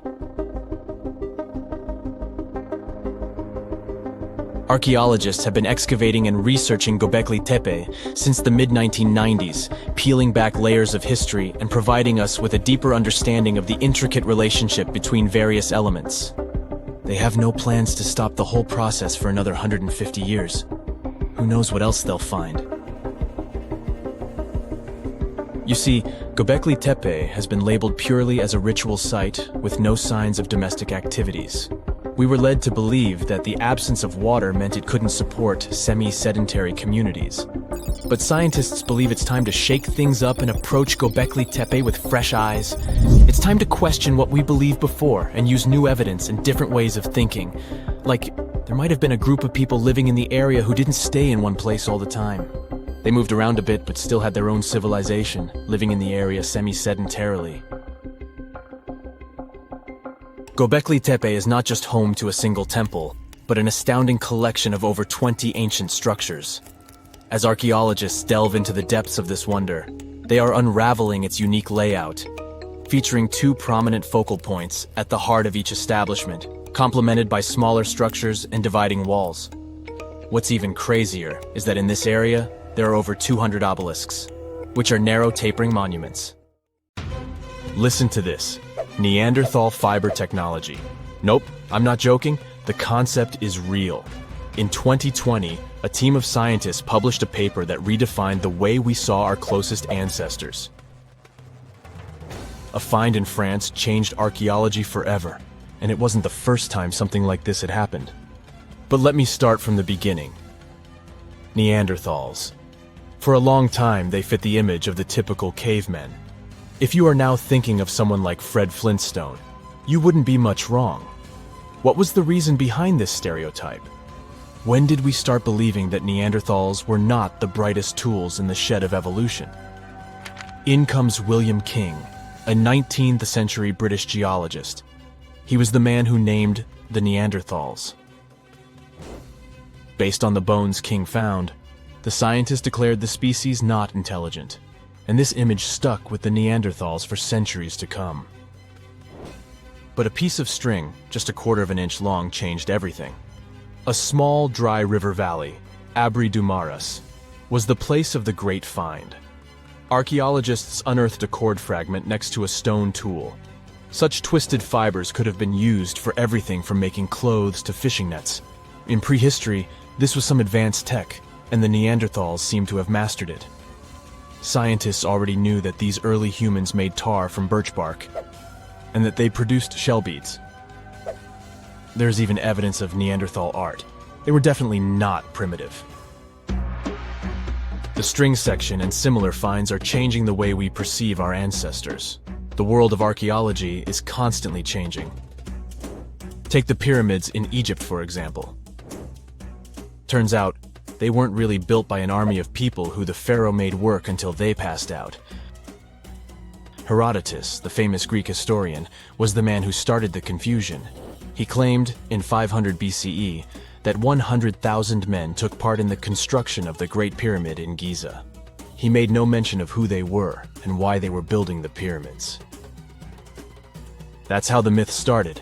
Huge stone slabs pulled by humans, driven by a foreman with a whip. But Egyptologists would beg to differ. Those are the scientists who study ancient Egypt's culture. Fairly recently, they uncovered a workers' village that told a different tale. Yes, there was evidence of hard work on the workers' bones, but the construction industry is demanding even today. It took almost 6 years for 12,000 workers to complete the world's tallest building, Burj Khalifa. Back in Egypt, 3 times more workers finished the Great Pyramid in around 2 decades. An impressive feat of ancient engineering, wouldn't you agree? Superiors looked well after the Egyptians who built the pyramids. Their diet was rich in protein. They had medical care and they got paid properly. In fact, they lived better than the non-working population. And they lived with their families near the construction site. Archaeologists know all this because they unearthed bakeries and dormitories with bread jars and other goodies. Looks like the pharaohs were okay employers after all, and the job market wasn't that terrible. They also kept detailed papyrus records of the build and hieroglyphs. You and I wouldn't stand a chance of reading these letters that resemble images. Egyptologists had the same problem. For over a millennium, no one had used this type of font. And it's not like there was an English ancient Egyptian dictionary you could open and find meanings of words. But all this changed in 1822. A couple of decades before, the French found a broken slab of black granite. The stone contained one text in 3 scripts: Ancient Greek, Egyptian hieroglyphs, and Demotic. The last one was also the Egyptian language, but in a simplified script. Scientists dated it back to 196 BCE. The content is a religious proclamation. A French philologist and Orientalist, Jean-François Champollion, was the first one to crack the code. You see, people haven't forgotten ancient Greek letters. The Frenchman successfully matched the Greek letters with the ones in the Egyptian script. And voila, we were finally able to read hieroglyphs. The name of the piece of granite that made it all possible was the Rosetta Stone. The importance of its discovery went beyond archaeology. The word Rosetta Stone even entered the English dictionary. It represents a discovery that helps people understand an enigma that has been puzzling them for a long time. There are similar games. A symbol is attached to a particular message. Then you have to decode the message by replacing the symbol with a corresponding letter. In a nutshell, this is what scientists did with the Rosetta Stone more than 2 centuries ago. Do you know what is the oldest deciphered language in Europe? It has an unattractive name, Linear B. The script belongs to the Mycenaean Greek language. It predates the ancient Greek alphabet by several centuries. You can easily guess which script it is descended from. Linear A. The people from Crete used Linear B more than 1,000 years ago. During the Late Bronze Age, the Greek civilization that used the script vanished. There was no one who could read Linear B, and more importantly, no one knew it existed in the first place.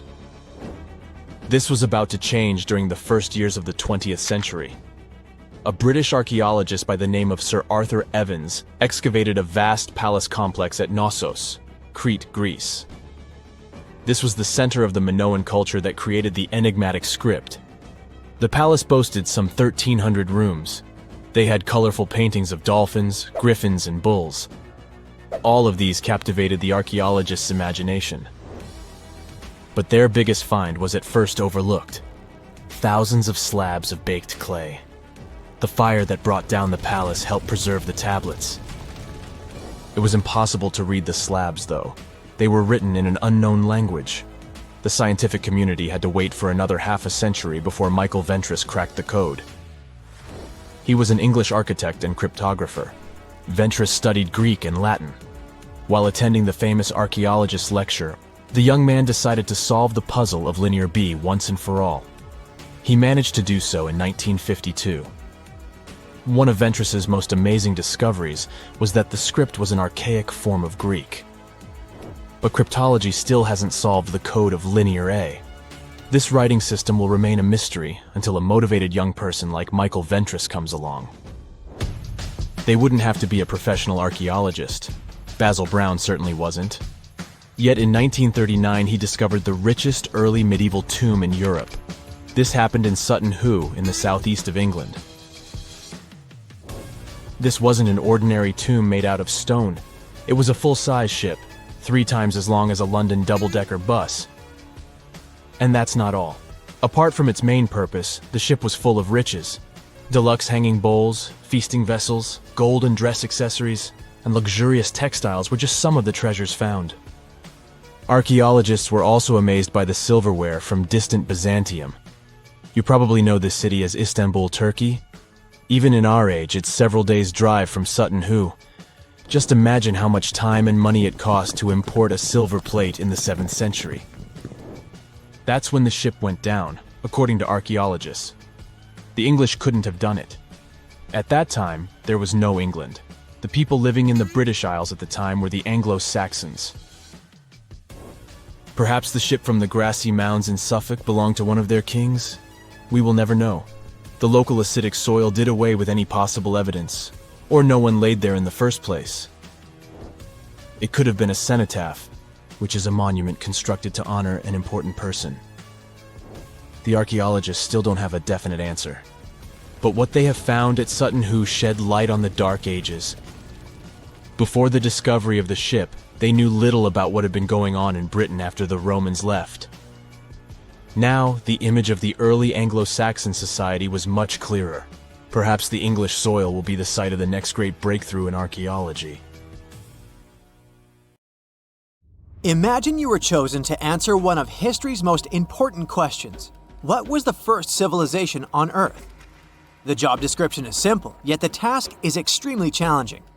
You need to unearth the proof of the world's first official civilization. Was it the Sumerians in Old Mesopotamia? Or was it the ancient Egyptians spread out along the Nile River? Not to make you nervous or anything, but history is quite literally in your hands. Good luck! Since you can't turn back the clock and visit Old Mesopotamia to get the answers to your questions, you'll need to research museum databases in order to get some clues. First things first, we need a definition of what is considered a civilization. It's not just thousands of people grouped together and living harmoniously. There are some key elements that together make a group of people a civilization. Like, for example, the domain of urbanism, aka city building, irrigation systems, and writing. You decide to begin your search by diving deep into the history of the Sumerians, which today hold the position of the world's first civilization. Now, imagine being the first of your kind. This means having no external examples. Rather, it means starting from scratch. First thing you'll need? A piece of land. And since there were no active water companies in the world at that time, you'll need a piece of land with easy access to water. So, the Sumerians settled between 2 major rivers, known as the Euphrates and the Tigris in southern Mesopotamia around 5000 BCE. Fun fact, Mesopotamia translates to the land between 2 rivers. On a modern-day map, it's more or less where Iraq is situated today.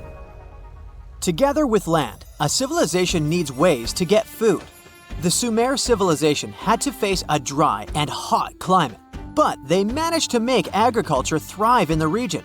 By diverting river waters and creating reservoirs and dams, the Sumerians allowed for a series of settlements to emerge across Mesopotamian plains.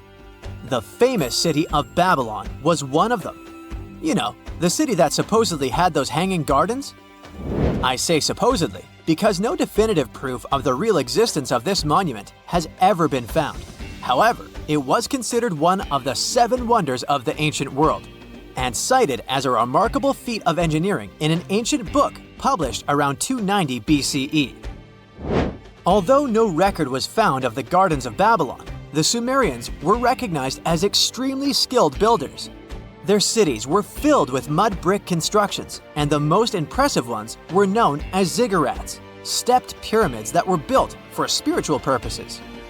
The Sumerians built a trade network to supplement scarce resources and started to exchange goods with civilizations rising nearby, like Anatolia and Egypt. The beginning of trade was what drove the Sumerians to develop what is believed to be the world's first writing system. It began as a simple system, likely dating back to 3400 BCE. In this system, each syllable was represented with a drawing. Later, it gradually evolved into a fully formed cursive writing system. Don't believe me? Take a look at this piece from the Babylonian times. This huge basalt plaque is called the Hammurabi Code. It's known to be humanity's first collection of written laws. As far as the story goes, it was carved in volcanic stone around year 1760 BCE. Look at the precision of these carvings. It's quite astonishing. But the content is also surprising, since these 282 rules vary from commercial regulations to strict laws of justice. The thing is, historians don't have a consensus on whether the Sumerians were really the first ones to invent writing. Some think it might have been old Egyptians. Let's pause here. Ancient Egyptian settlements are believed to have started around the year 5500 BCE, which is earlier than the Sumer civilization. But remember I said a civilization needed a few things before it was considered as such. Ancient Egypt consisted of several smaller city-states, such as Memphis, Abydos, and Thebes, spreading out along the Nile River. It wasn't until 3000 BCE that Egypt was unified under one kingdom and lasted as an empire until nearly 1000 BCE. Although there is no consensus on this, some Egypt experts believed that it could have been Sumerian immigrants that founded early Egyptian settlements. The proof could be the presence of cylinder seals made of hard stone, something that was widely used in Sumer. These seals were used to guarantee authenticity in legal transactions, but it's hard to say whether this method was introduced by Sumerian immigrants or simply by trade. Since the time period is not one of the criteria we can use to determine who came first, we'll have to turn to something else. But what? Like the Sumerians, the Egyptians were also highly skilled builders. Duh, they built the famous Giza pyramids and many others all over their territory. In order to enhance their building techniques, they delved into developing a more profound understanding of mathematics. They developed a new form of measurement called the cubit, which was the equivalent of an arm's length. The Great Pyramid, for instance, is 440 cubits per 440 cubits. They were also innovative astronomers, combining their mathematical skills with attentive astronomical observation. They were the first civilization to use a 24-hour division of the day. And they even created a solar calendar, which was the first dating system in history to feature 365 days in 1 year. Okay, it's undeniable how impressive they were. But some experts say that the dispute has to be settled through the comparison of their writing systems. Hieroglyphic writing, the first Egyptian style of writing, is said to date back to 3000 BCE. It was a composition of over 700 symbols, which were carved in stone. For a long time, researchers believed that the Sumerian writing had come before Egyptian, but in a recent discovery made by Yale researchers claims otherwise. Archaeologists have discovered a panel of 4 signs that are believed to have been written around 3250 BCE. Oh, and they've also found another rock drawing depicting a pregnant elephant that can date back to 4000 BCE. Now, there's also a third possibility that fewer people seem to mention: the Indus Valley Civilization, also known as Ancient India, located around the area of modern-day Pakistan and India. The Indus Valley Civilization is also a contender for the oldest civilization due to the uncertain historical origins of the Hindu collection of texts known as the Upanishads. The Indus Valley Civilization flourished around 3000 BCE, but records show that people in the Indus Valley were trading with Mesopotamians as early as 3500 BCE. Now, wait a minute. How is it possible? No, they weren't time travelers. This isn't a sci-fi movie. There already were agricultural settlements in the area that were slowly growing into bigger cities, such as Harappa and Mohenjo-daro. Ancient Indian cities were sophisticated, filled with baked brick homes built in a grid system. These ancient cities even had draining and sewage systems that connected most homes and used gravity to carry waste outside of the city. They were pretty advanced. They were also an extremely religious civilization, and Hindu beliefs were at the center of their practices. Despite that, their cities weren't filled with spiritual buildings. Actually, Mohenjo-daro's most important building was a public bath. Interesting, huh? Now, why can't we know if they were the oldest civilization on Earth? Even if some historians suspect that the origins of the Indus Valley people can be traced back to 5000 BCE, there is no concrete evidence of this, only speculation. The best proof we have is the Upanishads. The Upanishads are texts filled with philosophy, mantras, and ceremonies. The thing is, part of Hindu practices included memorizing and passing down the wisdom of the Upanishads in oral form. So it took a while before it appeared as a written script. Well, I'd say historians aren't really sure what was the world's first civilization. We can only guess at this point, but who knows what new discoveries might reveal. You know how it goes. As the years pass, common knowledge slips away faster than you can say, "What's that thingamajig for?" Just think, our grandkids will probably be scratching their heads over the buttons on our old school phones. So it's no wonder that some ancient artifacts have got us all stumped too. Take a look at this funky object. Any guesses on what it is? A musical instrument, a toy, or maybe something out of this world? Beats me, and even the experts have no exact answer. This little guy is a Roman dodecahedron, discovered by some amateur archaeologists near Lincoln, England. It's shaped like a fist and made of a mix of metals. Now, as for what this thingy was used for, that's the million-dollar question.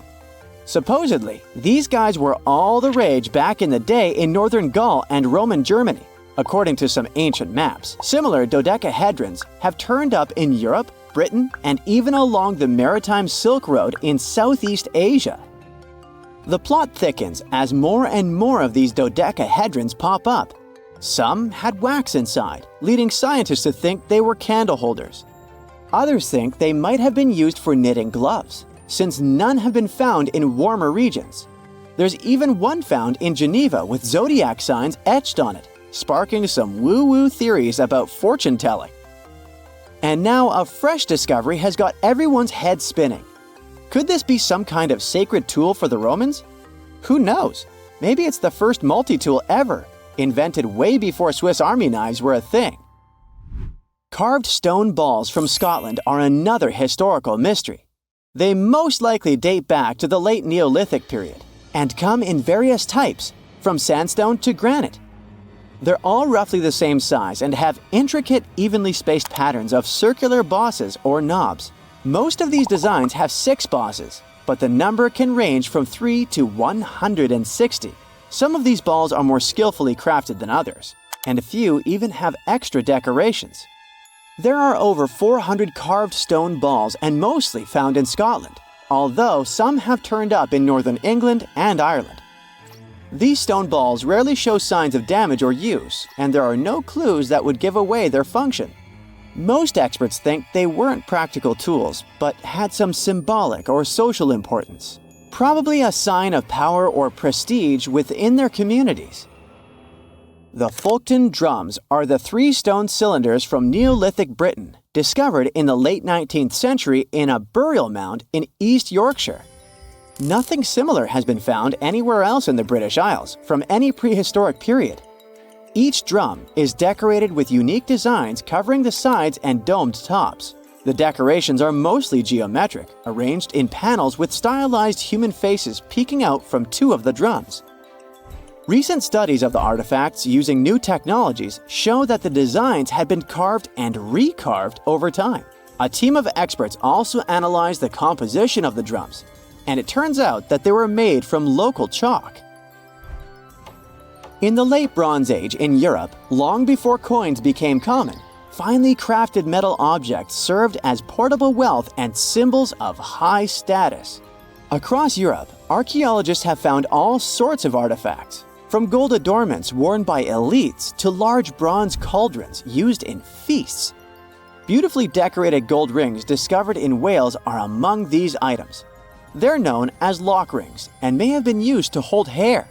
Now they're flattened after spending nearly 3,000 years underground. They used to have cone-shaped openings at each end. They were found at different times, but were likely worn as a pair and buried together in a single hoard. Other Roman artifacts made of the copper alloy were first catalogued as lunate pendants.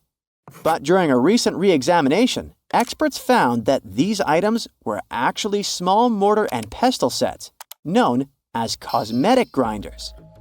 They were used to grind minerals for makeup and were specifically designed for applying liner and shadows to the eyes. They were mistaken for pendants because of suspension loops that allowed them to be carried on a cord. These cosmetic sets from the 1st century of the current era were unique to Britain. They prove the influence of imported cosmetics and beauty trends from the Mediterranean and Roman provinces, including Egypt.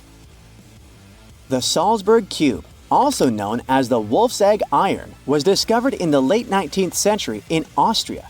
It doesn't really look like a cube, but is more like a rounded object with 2 flat sides. Down the middle, it has a groove, and the surface is covered with pits and craters.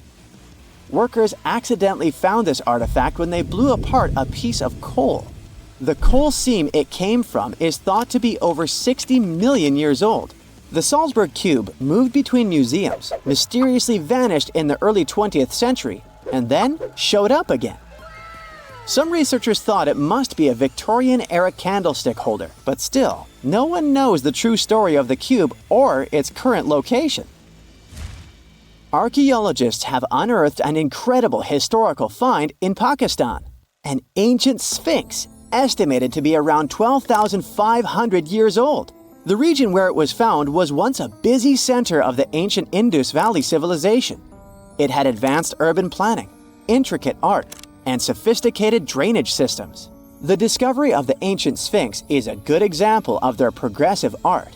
We all know of the Great Sphinx of Giza, but what was the significance of the Sphinx in the Indus Valley culture? Their Sphinx has designs and carvings that show scenes with their daily activities, which means it may have had a more complex role than a symbol of power or guardian. It could stand for a balance between humans and nature, or even a deity associated with agriculture. Aroca in Chile sits on the sandy dunes of the Atacama Desert, known as the driest desert in the world. Long before this coastal town was built in the 16th century, the Sinchoro people called this region their home. Archaeologists found hundreds of their mummies. Radiocarbon dating showed that these mummies are over 7,000 years old, which makes them 2,000 years older than the famous Egyptian mummies. The Sinchoro used special techniques to preserve the mummies, not just relying on the dry climate for that.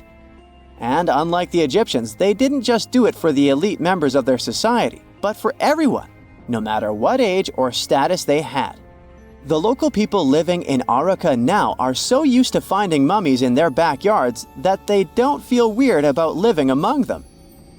In the winter of 1850, a powerful storm with extra high tides hit the west coast of Orkney, Scotland. The wind and waves ripped away the surf, covering a mound, and revealed stone-built structures beneath.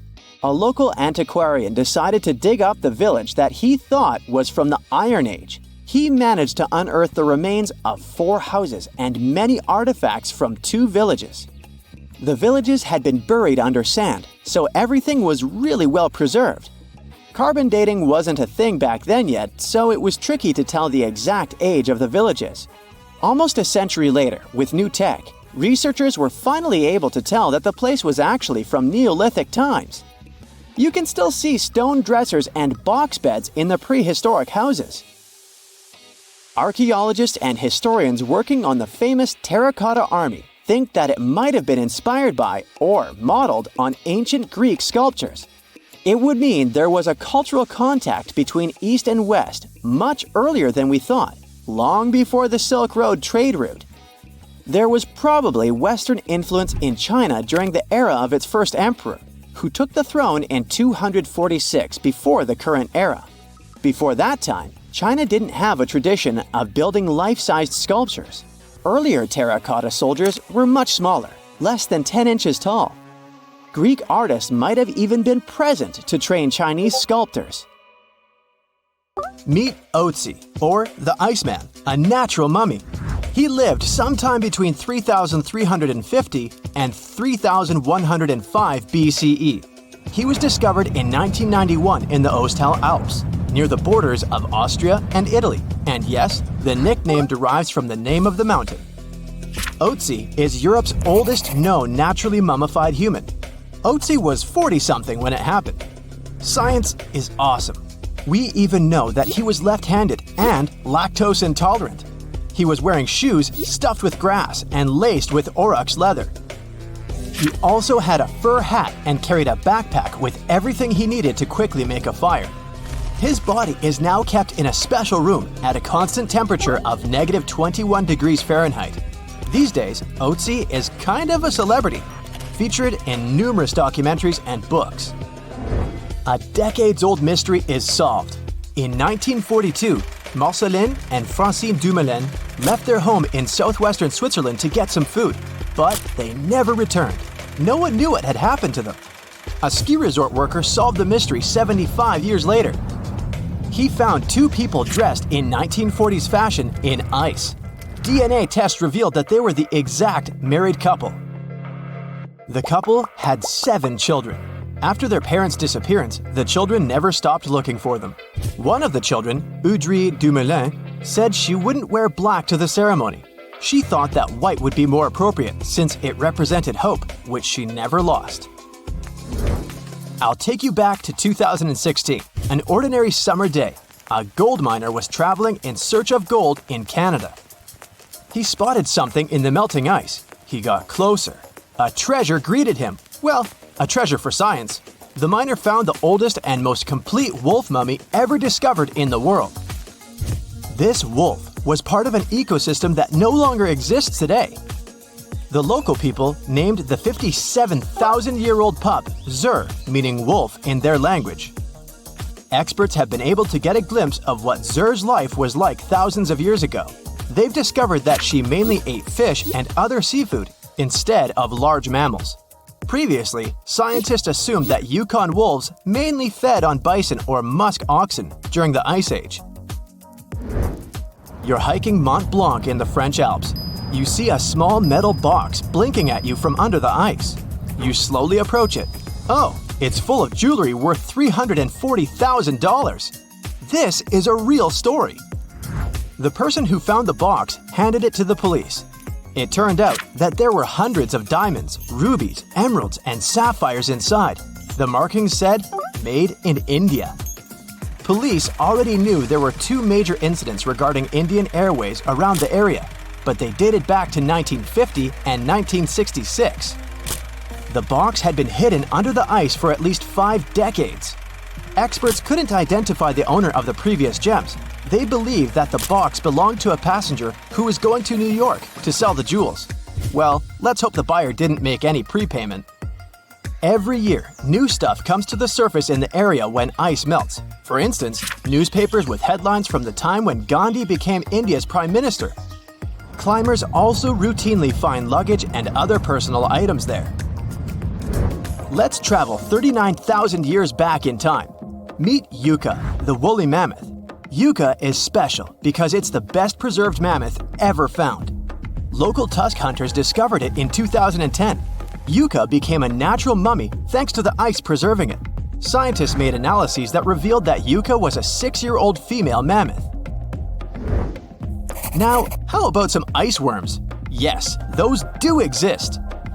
They live on glacial ice in Alaska, Washington, Oregon, and British Columbia.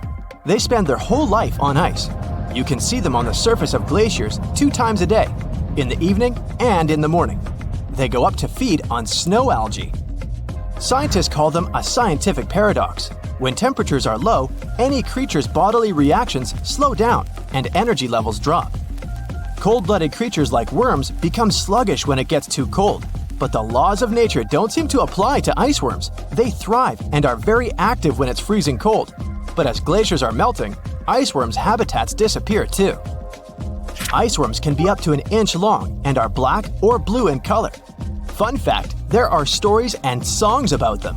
Supposedly, they give glaciers' ice their blue color, but it's just a myth.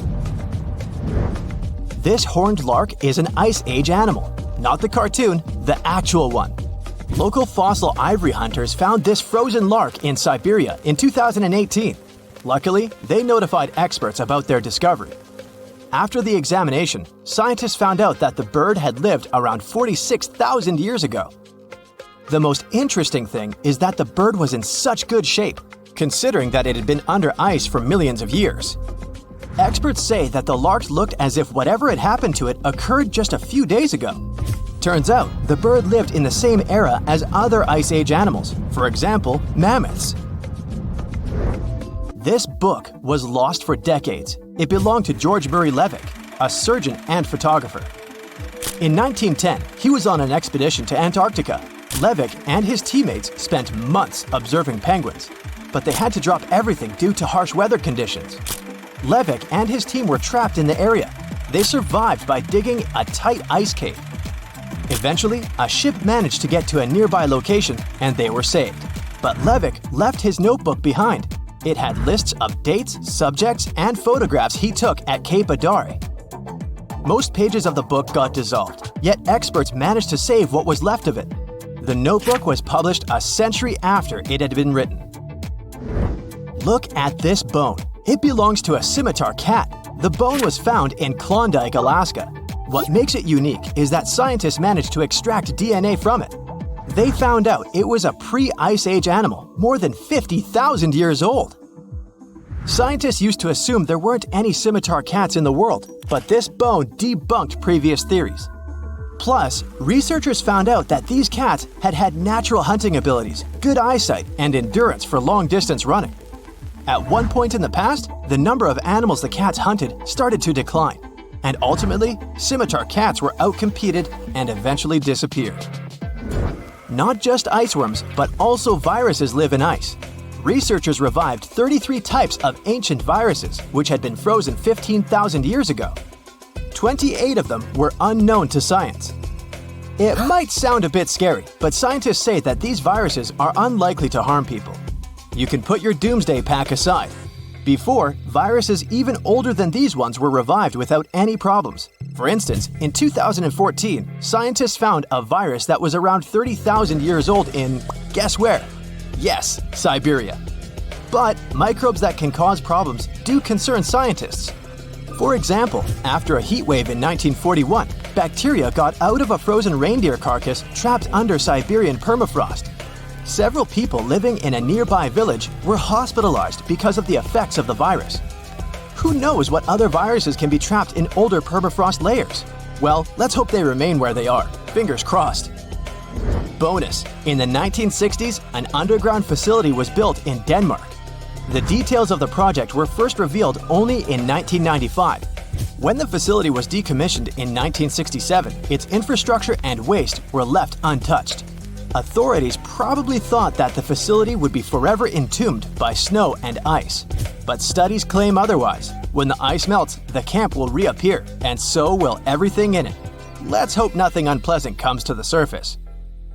In 1936, British Egyptologist Walter Brian Emery found a small object in the desert. that made people debate whether it was an elaborate stone model of a flying saucer or even a hyperdrive from a spaceship that belonged to some advanced civilization that visited the Earth. Emery spent years excavating sites along the Nile River Valley, especially in the huge ancient necropolis of Saqqara. He found countless treasures from ancient Egypt, and the most bizarre one was definitely from the tomb of a high official, Sabu. Historians don't know exactly who he was for sure. Some sources say he was a king's son. His burial at Saqqara means he was an important figure in the royal court. There are no records from this early period he lived in, so Sabu's role and fate are still a mystery. Inside his tomb, scientists found 7 funerary chambers, each filled with traditional grave goods: animal bones, flint tools, pottery, ivory objects, and stone bowls.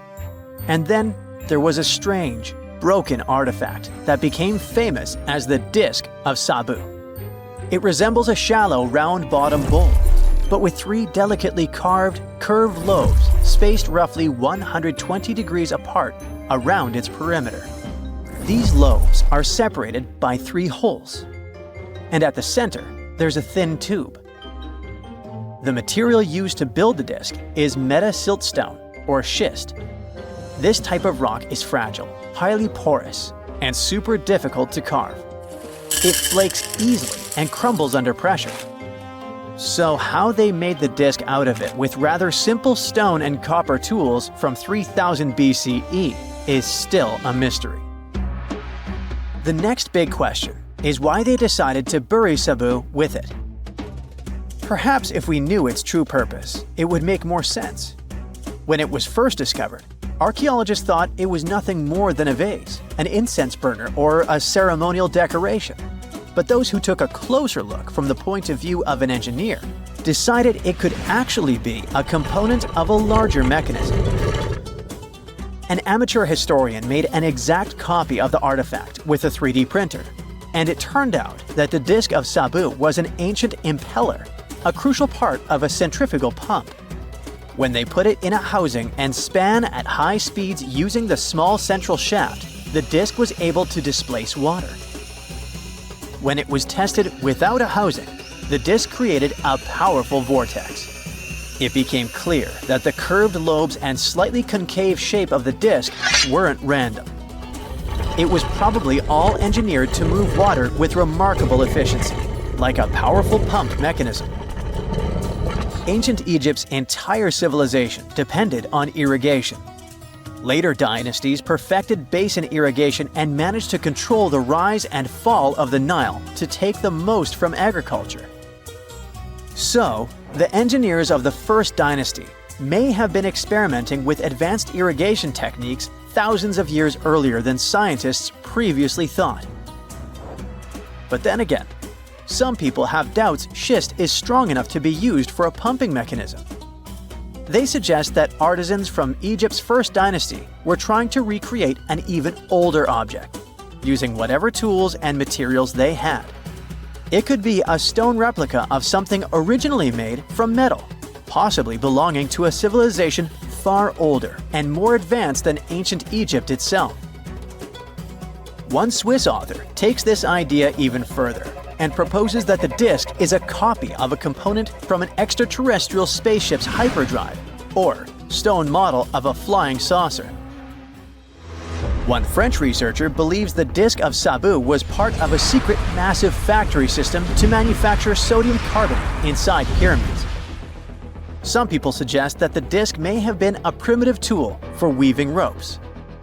The lobes held strands of silk or fiber that were twisted into twine when it was spun.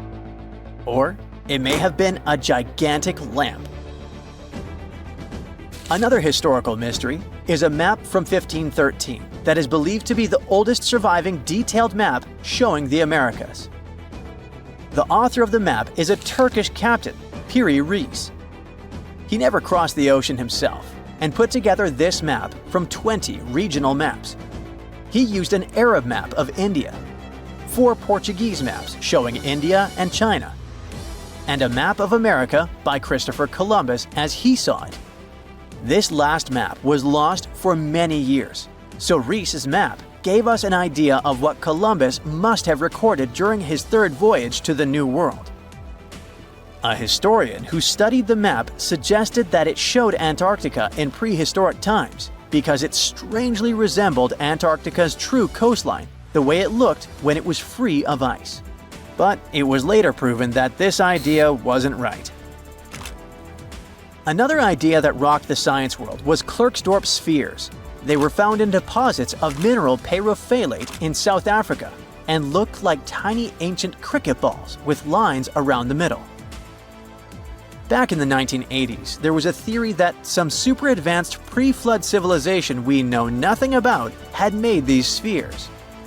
One journalist shared stories about how they rotated on their own in a display case. There was also a TV show that invited a psychic who was telling everyone the spheres were pieces of an ancient spaceship. But according to geologists, these spheres are pretty regular spherical objects formed from different minerals than the surrounding rock. The seam-like lines on them are just imprints from the host rock's layers building up over time.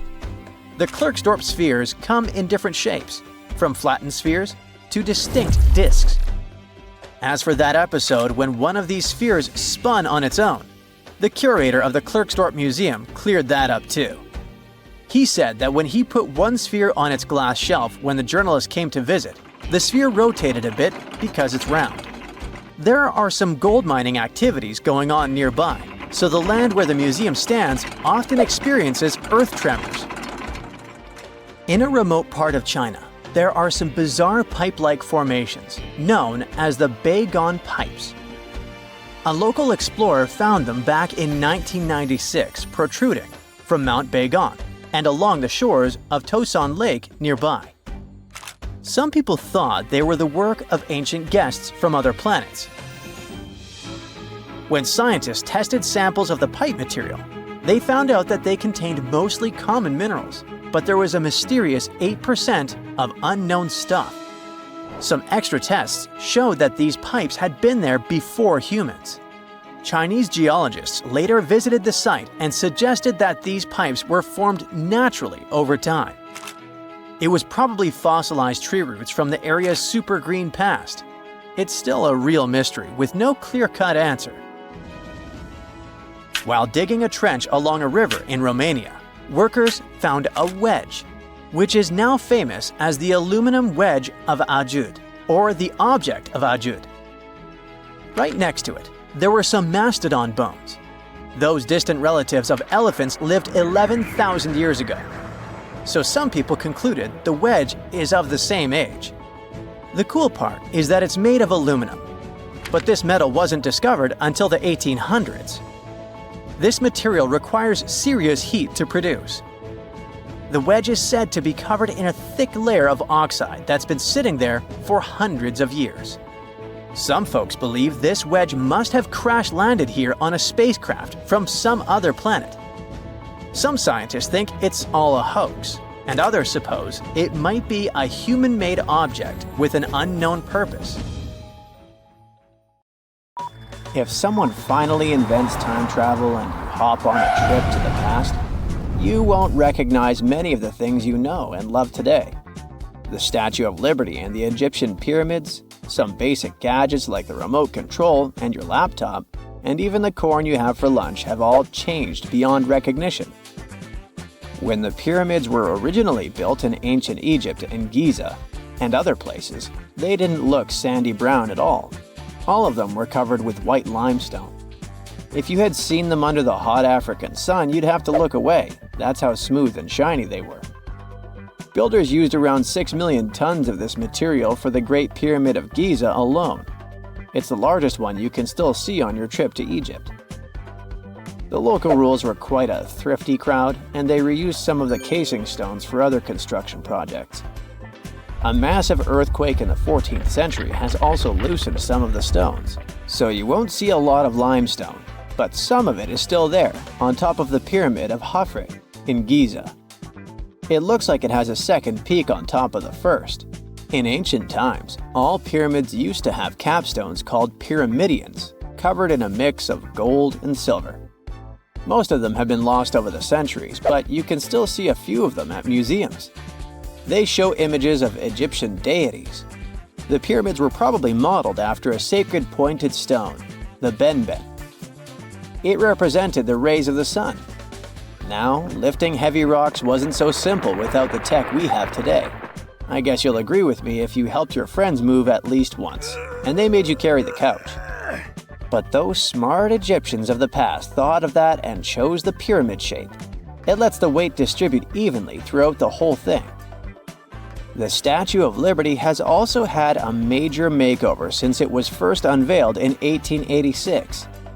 Believe it or not, it used to be a shiny brown color, just like a penny. 20 years later, it changed its color to green. It wasn't a fashion statement, but a chemical reaction. The statue is covered with hundreds of thin copper sheets. When copper reacts with air, it naturally forms a protective layer called verdigris. This layer protects what's under it from corrosion, and that's why statues and other things made of copper, brass, and bronze can last so long. When Lady Liberty first turned green, people in authority decided it would be a good idea to paint it all over. It was way before social media, so you couldn't just drop an angry comment under the post describing the idea. But they wrote about it in the local newspapers, and the public didn't love the idea. Then the Times interviewed a copper and bronze manufacturer, and he confirmed they shouldn't repaint it, because removing the protective layer would mean destroying the statue. Over the years, people have suggested painting Lady Liberty several times, but no one has ever done it. I don't know about you, but I can't imagine that lady in any other color, so I guess it's for the better. You love bananas as much as I do? Next time you enjoy a juicy soft one, remember you gotta thank selective breeding for that texture. The original wild bananas had many large, hard seeds and not so much delicious pulp. And hey, who doesn't like a sugary watermelon? It has a history of over 5,000 years, and it used to have bitter, yellowish white flesh and was really tricky to open. Selective breeding saved the day again, and watermelons got way sweeter. Japanese scientists went further and invented the seedless version. Corn's grandmother is a Mexican grass called teosinte. The kernels in this grass were small and hard to get. Farmers from many thousands of years ago saved the seeds only of those plants that were larger or tastier, or with kernels that were easier to grind. Thanks, my friends, for giving us the corn that's edible and even delicious. And just imagine, wild avocados were so small that they could easily fit in the palm of your hand. The pit in them was so large you wouldn't find much edible material inside. They also had a much harder shell than the ones we're used to. You probably wouldn't get a lot of work done without your beloved computer today, but I can't tell you exactly whom to thank for this invention. The ABC from 1942 is one of the contendants for the title of the first computer. It's short for the Atanasoff Berry computer, named after its inventors at Iowa State University. The ABC weighed over 700 pounds. Yep, yours must be way lighter than that. That big boy consisted of around 300 vacuum tubes and had a rotating drum, a little bigger than a paint can, and had small capacitors on it.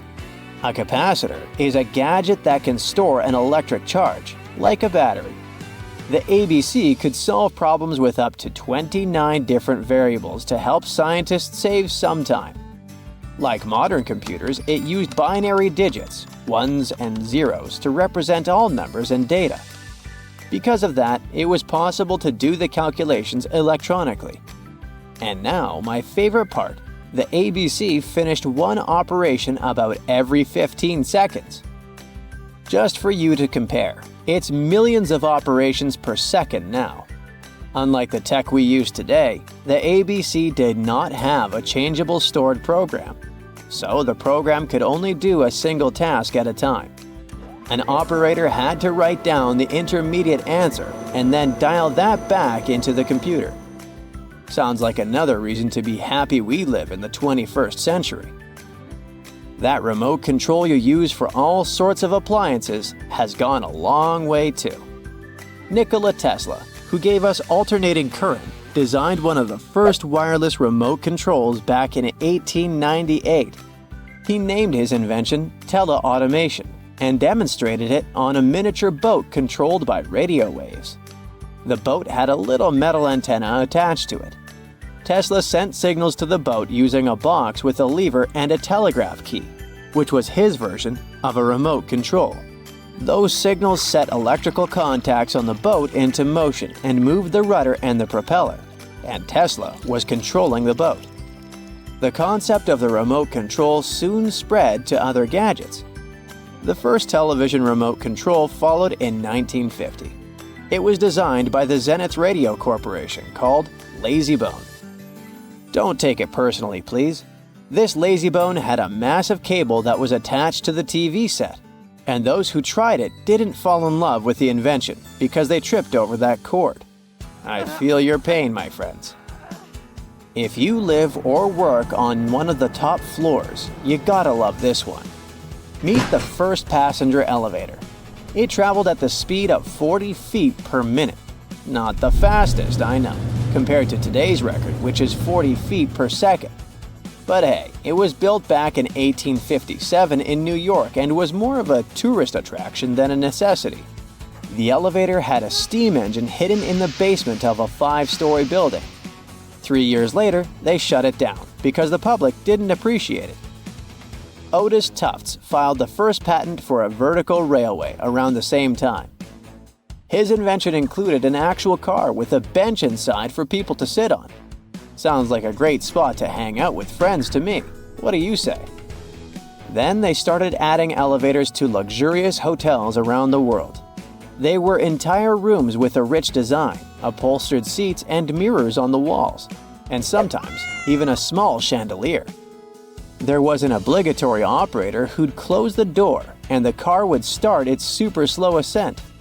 It was still more about style than about speed, so I guess I'd choose the stairs. I bet you've got an antiseptic or a pack of antibacterial wet wipes in your bag. Once the germ theory got known to the public, people started being quite careful about hygiene. But back in the day, no one knew anything about germs, and the physicians back then strongly believed it was poisoned air that people needed to be careful about. Therefore, a special outfit was invented. The doctors believed that the beak protected them from bad air.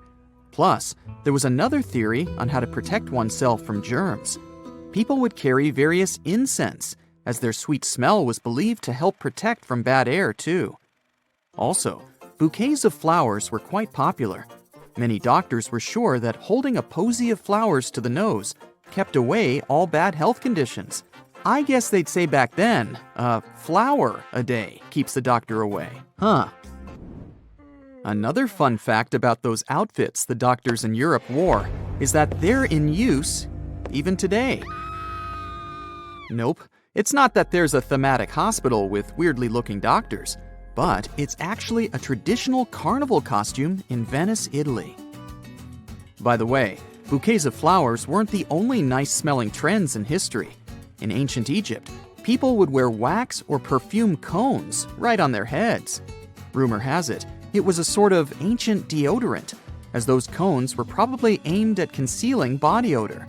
The cones were typically placed on top of wigs, and as the cones melted under the hot Egyptian sun, they would release a sweet smell.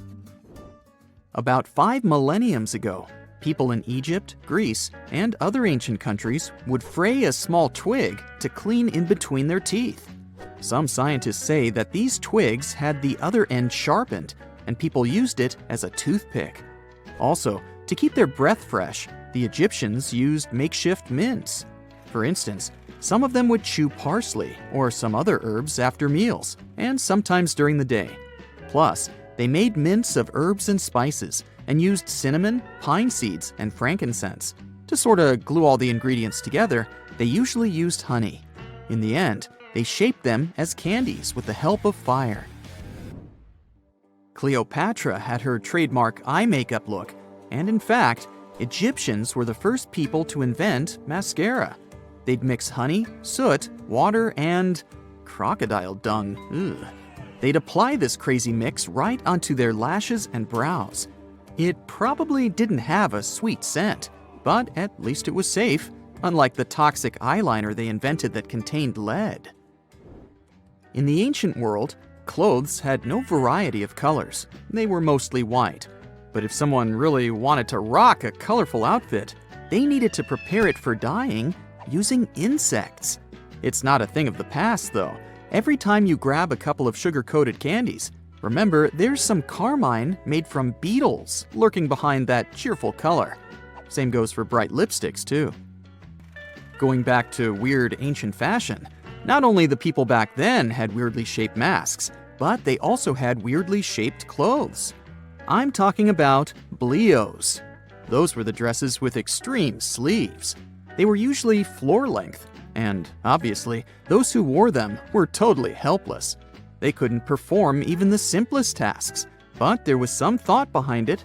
Those sleeves symbolized that the person was rich enough to afford those inactive hands, and that there was someone to help them do all the necessary things. Blio dresses were trendy between the 11th and 13th centuries. Now, look here. These shoes with super pointy and extremely long tips were one of the hottest trends in 15th century Europe.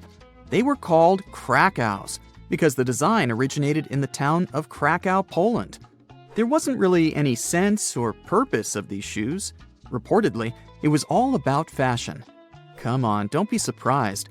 Super long and pointy shoes were trendy even in the 90s and aughts. Historians believe that Krakows weren't quite comfortable. The toes were supposed to be stuffed, otherwise they would have had zero rigidity and shape. There are some surviving examples of those shoes. One in London reveals there was moss in the toes. Also, according to an Italian chronicler, these type of shoes were often stuffed with horsehair. Apparently, the shoes weren't quite practical and quickly fell out of style. Are you into bright and vivid colors? People throughout history have shown much admiration for vibrant colors, so it's no wonder they wanted to make their outfits as bright as possible.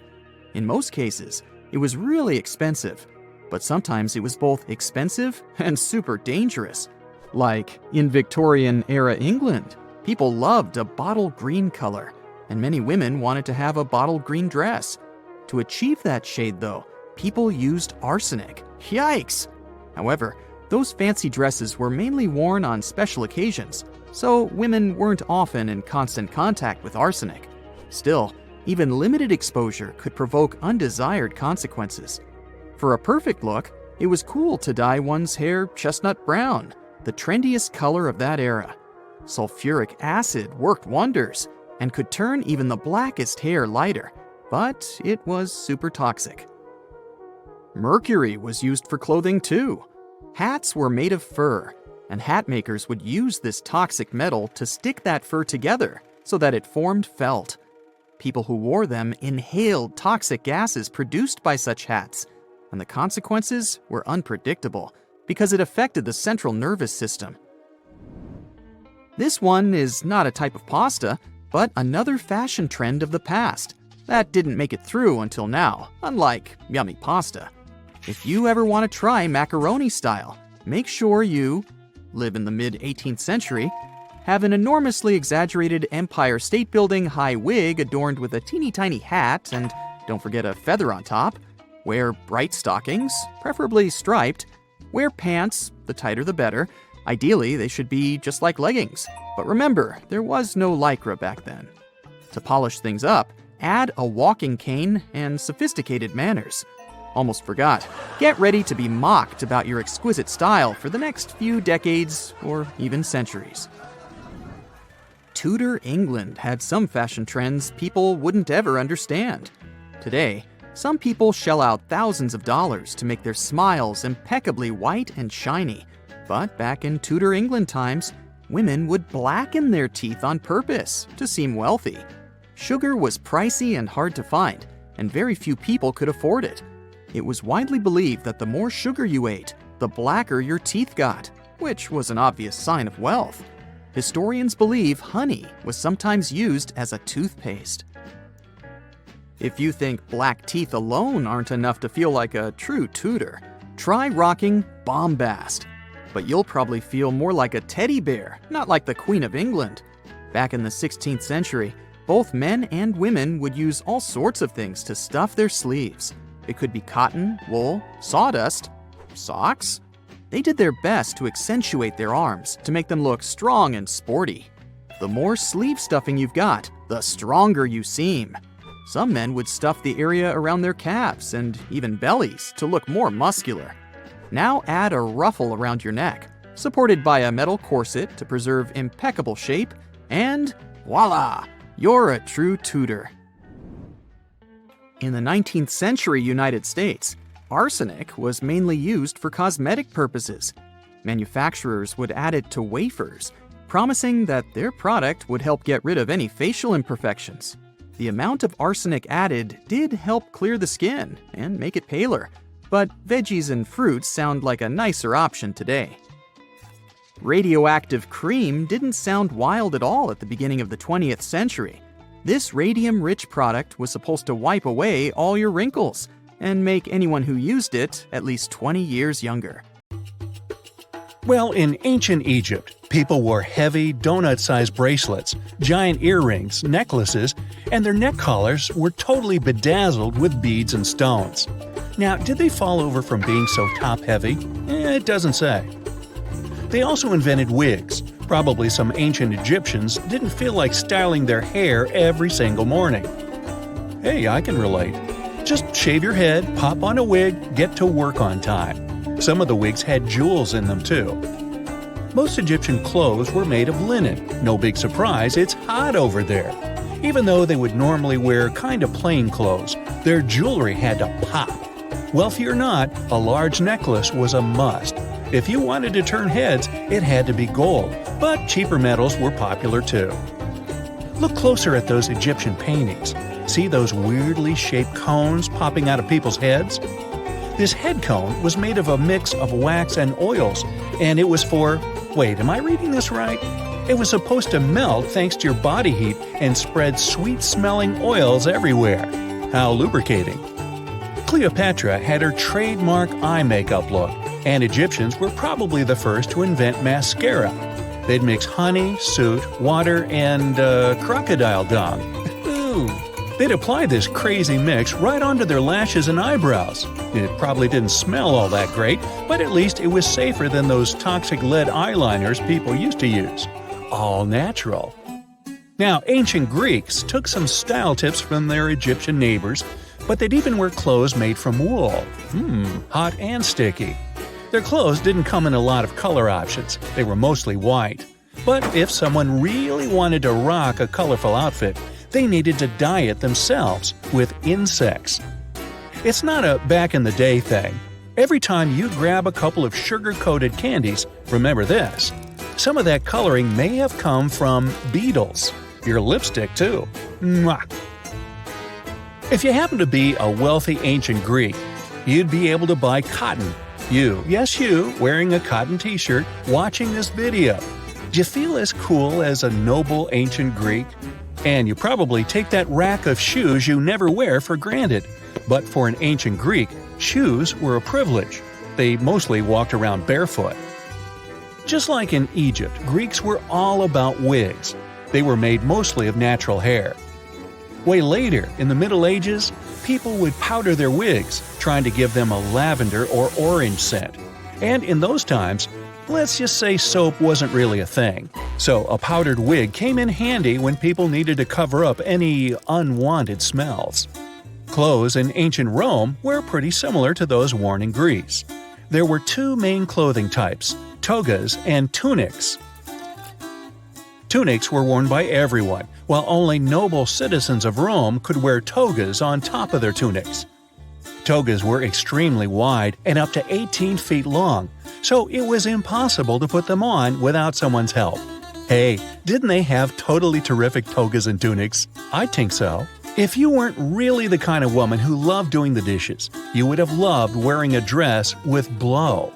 Many centuries ago, women would wear clothes with absurdly long sleeves to show how noble they were. Imagine washing the floor with 5 inches of extra sleeve. Even though these sleeves restricted your movements a lot, they were still super trendy in medieval France. Hundreds of years ago, a lot of European men wore shoes that were ridiculous. These shoes had a unique feature: extremely long pointed tips. The nobler the person, the longer the tips. But once they got a bit too long, they started to sag. So people would stuff them with random things like moss and even horsehair. They looked like huge beaks. Back then, ladies had their trends too. For example, they would shave their eyebrows off. The forehead was the trending facial feature back then, and they wanted to stand out. England had some fashion trends that, Today people shell out thousands of dollars to make their smiles perfect, white, and shiny. But back in Tudor England times, women would blacken their teeth on purpose to seem wealthy. Sugar was hard to come by, and only the wealthiest could afford it. It was widely believed that the wealthier you were, the more sugar you ate, and the blacker your teeth would get. Now, if you're already rocking some fake black teeth and you want to go full-out Tudor, try rocking this look. Back in the 16th century, men and women would stuff their sleeves with cotton, wool, sawdust. It was basically an old-timey fake muscle shirt, like the one you bought to go out under that Superman outfit you made last year but never wore to go out trick-or-treating. The more sleeve stuffing you had, the stronger you looked. Some men would stuff their calf area, even their bellies, just to look more muscular. Now add a ruffle around your neck supported by a metal corset to keep it all looking tight, and voila! You're a true Tudor. Now, if you were from Venice in the 16th century, you had to get yourself a chapine. These uncomfortable-looking shoes were created for walking through mud, but the real reason they got popular was 500-year-old Venetian Instagram. The shoes made you look taller, and the taller you were, the more important you were. Fashionistas of the day would have portraits of themselves painted wearing those shoes. Hey, gotta make your friends jealous. Now, macaroni isn't just cheese's best friend. It was also a way to dress that meant you had some serious class. If you want to try macaroni style, make sure you live in the middle 18th century, have an enormous exaggerated Empire State Building size wig with a teeny tiny hat and a feather on top. Wear bright stockings, preferably striped. Wear pants, the tighter the better. Ideally, they should be just like leggings, but remember there was no Lycra back then. Round it all off with a walking cane. Oops, almost forgot. Get ready to be mocked for the next few decades, or even centuries. Hey, if you're humming Yankee Doodle to yourself right about now, you get it. In the 19th century, things did not get even a little bit less crazy. Excessively large ruffled dresses were hot, and by hot I mean they used to catch on fire all the time. Tests revealed that that type of dress could burn to ash in under a minute. Ruthless. Socks were made with aniline, which, just like it sounds, can be pretty bad for you. They used mercury too. Hats were made of fur, and hat makers would use mercury to stick the fur together to make felt. People who wore them inhaled toxic gases. Another toxic ingredient, because 2 just wasn't enough, was arsenic. In Victorian England, green clothing was achieved by long chemical treatments with large amounts of toxic dye. Green dresses were extremely pricey, so at least not everyone was getting exposed to it. To complete the look, stylists recommend dyeing your hair chestnut brown, the hottest color of the era. Sulfuric acid worked best and could turn even the blackest hair lighter. So, to recap, they used to put toxins and poisons all over themselves. On purpose. Victorian women wore dresses that made it almost impossible to sit or walk. They wore crazy heavy crinolines, basically a cage you wear to make your dress look bigger, and metal corsets with horsehair stuffing. Victorian men didn't have it much better. They would pin starched, unbendable collars to their shirts, and things could get pretty serious if you accidentally fell asleep wearing them. It's the 19th century in the USA, and they're using arsenic in their cosmetics.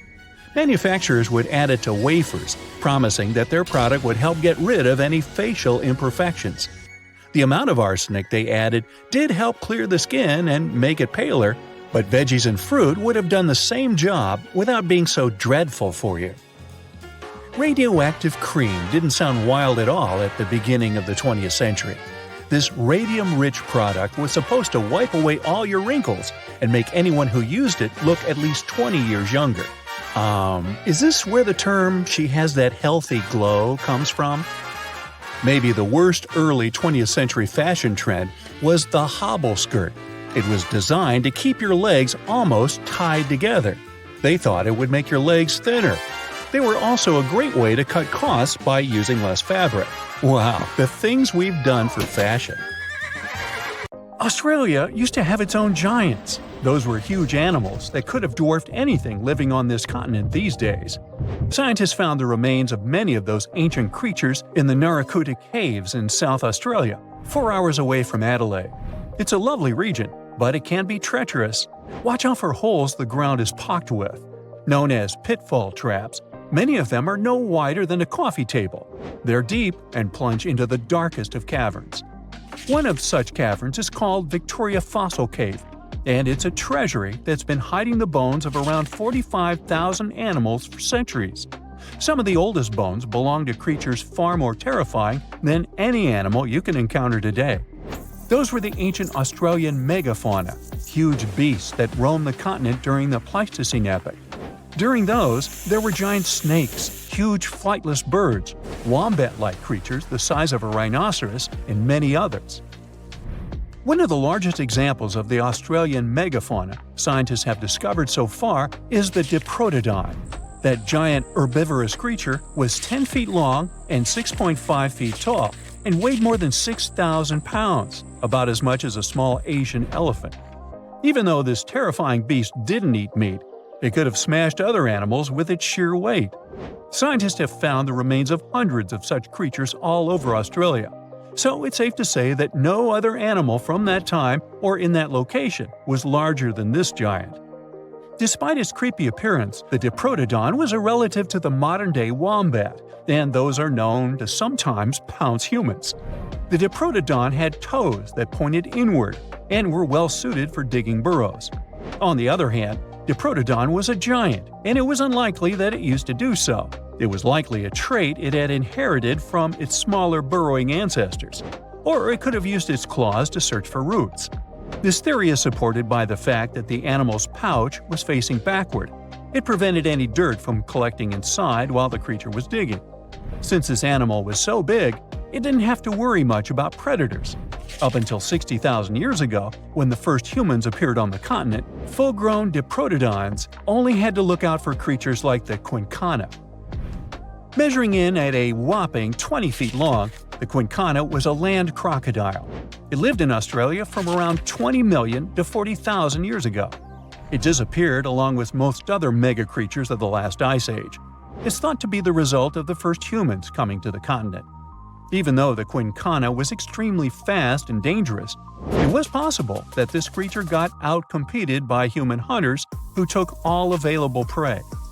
Unlike modern crocodiles that are mainly aquatic, that mighty beast was a land dweller. Scientists figured it out by studying the Quincana's legs. They were able to support and carry the body clear off the ground. It means there was no escape for ancient people once the Quincana spotted them. Modern crocodiles can only push themselves along on their bellies. Such an adaptation allowed the Quincana to chase its prey for long periods of time, exhausting it in the process. Another creepy feature of this ancient monster was its teeth. Aquatic crocs have conical teeth. Those are great for gripping and holding on to prey underwater. But Quincana had knife-like teeth, ideal for slicing soft-bodied animals like, mammals. Another Australian monster, Thylacoleo, wasn't all that large, but it didn't make it any less terrifying. It was still among the top predators and the biggest carnivorous animals in Australia. This creature was a true oddity of nature, even by prehistoric standards. First, its teeth resembled not those of a regular predator, but those of a rodent. Its front incisors were enlarged, taking the place of canines. Premolars were also shaped like blades. They were used for cutting flesh and bone. At first, scientists thought that Thylacoleo used those teeth to eat nuts and fruits. But later, a study showed that the use of such teeth was better suited on necks and spines. Uh-oh. The jaws of this ancient creature were immensely powerful. A 220-pound Thylacoleo had a bite force similar to that of a present-day 550-pound lion. It means that the animal could easily bring down prey much larger than itself. Then there was Thylacoleo's tail. It had strong muscles which provided the animal with the ability to use the tail as support when tackling large prey. The Thylacoleo had retractable claws, and this feature is very uncommon among marsupials. It allowed the animal to keep its razor-sharp hooks from getting blunt and could help it get a better grip on its prey. Scientists are quite sure that, like today's leopards, the Thylacoleo could climb trees and jump on other animals from above. It was done so fast and stealthily, they never knew what hit them. The creature's rear feet support this theory. The first toe there was reduced, but the foot had a rough pad like what modern-day possums have. It allowed them to have a better grip while climbing. Right after scientists found the first skull of the Meliolania, this animal was classified as a lizard. That's why its name translates to small groomer. But after they discovered more complete fossils, it turned out that the Meliolania was a giant turtle. But that's not all. It was one of the largest land turtles to ever have existed. The main reason researchers initially believed the creature to be a lizard was the fact that its skull was adorned with a series of spikes. It's something the modern-day horned lizard can boast. But even after discovering the true nature of the Meliolania, scientists still don't know how to properly catalog it. It might have been a creature that folded its neck under its spine, or it could have folded it to the side. Beside those defensive mechanisms on its head, the Meliolania was also equipped with a spiked tail, which was probably used to prevent predators from attacking the animal from behind. Most species of the Meliolania disappeared around 2,000 to 3,000 years ago because of humans who hunted them to extinction in both Australia and on the surrounding islands.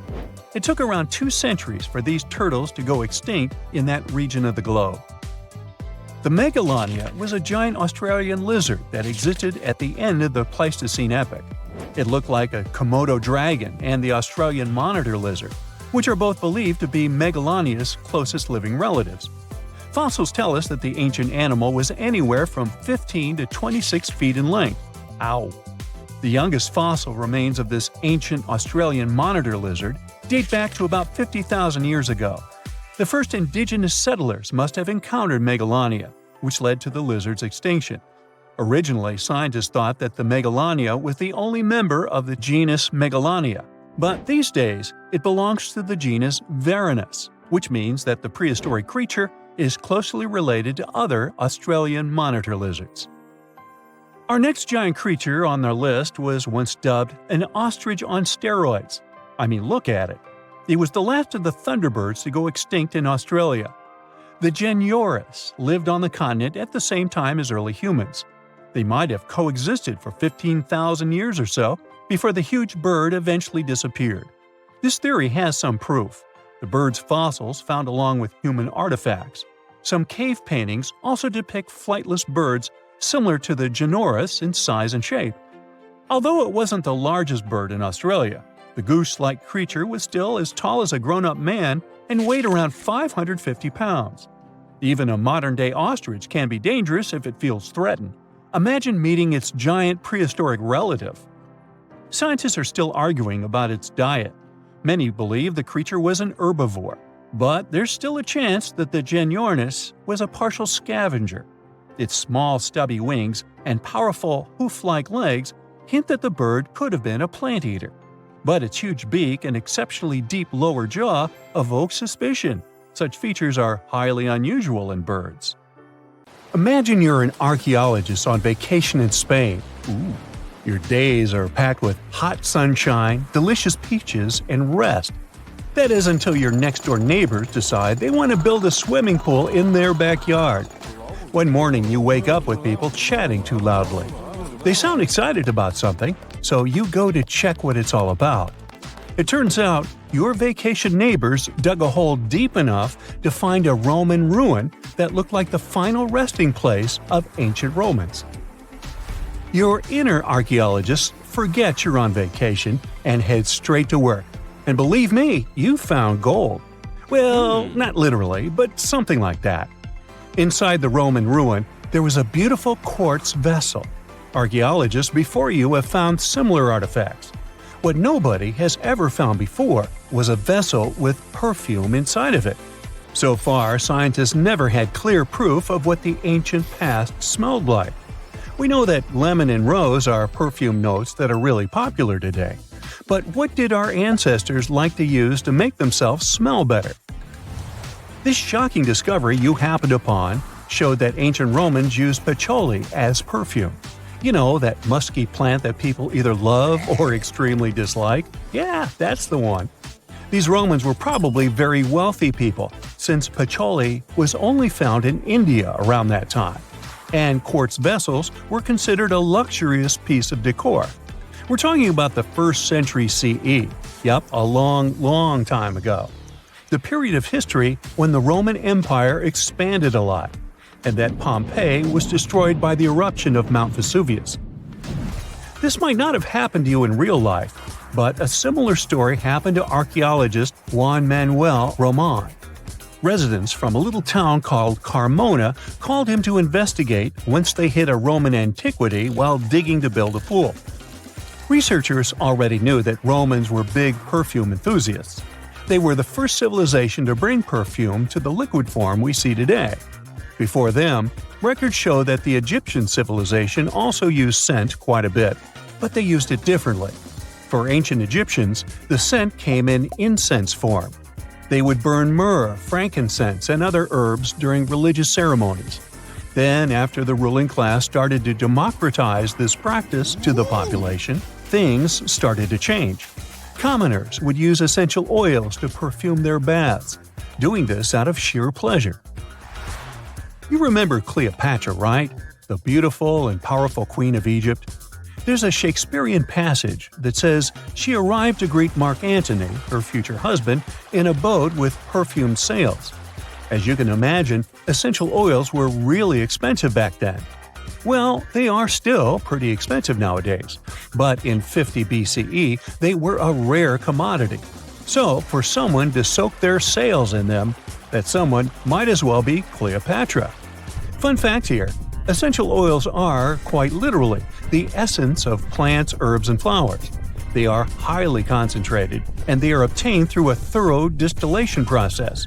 They are expensive because to make a few ounces of oil, you need pounds of the plants, herbs, or flowers you're distilling. Now, many of us can count and rely on the 5 senses throughout our lives. And even if we tend to think that sight is one of the most important senses, the sense of smell holds quite a bit of surprise. Have you ever walked by someone, smelled their perfume, and was completely transported in time? Maybe to your grandma's house or to the memory of an ex. Smell has the power to make us time travel emotionally. This is called olfactory bonding. You see, other kinds of sensory information, like sight, touch, and hearing, have to pass through the thalamus before they reach our cerebrum. But odor goes directly from our nose to our limbic system, which is part of our brain connected to emotion, creativity, and memory. In terms of evolution, the sense of smell was really important for hunter-gatherers to find food to eat, especially fruits. Imagine you're a cave person walking by a mango tree. If their smell is taking up the whole block of forest, then you know it's time to eat it. You heard the phrase, the nose knows, right? Well, that's what it's all about. Now, how about we follow the scent down history lane and see how different periods might have smelled like, shall we? We've discovered that ancient Rome smelled like patchouli, or at least a part of it did.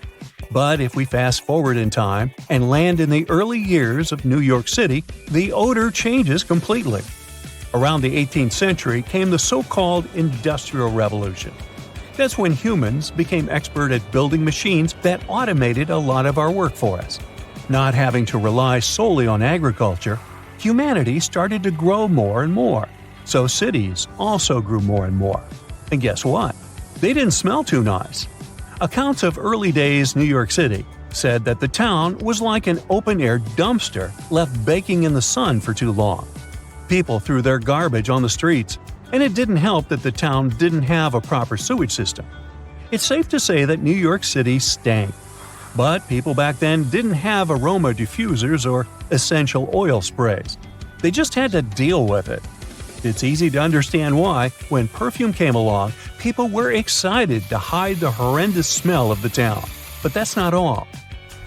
Bad odors started to become associated with diseases.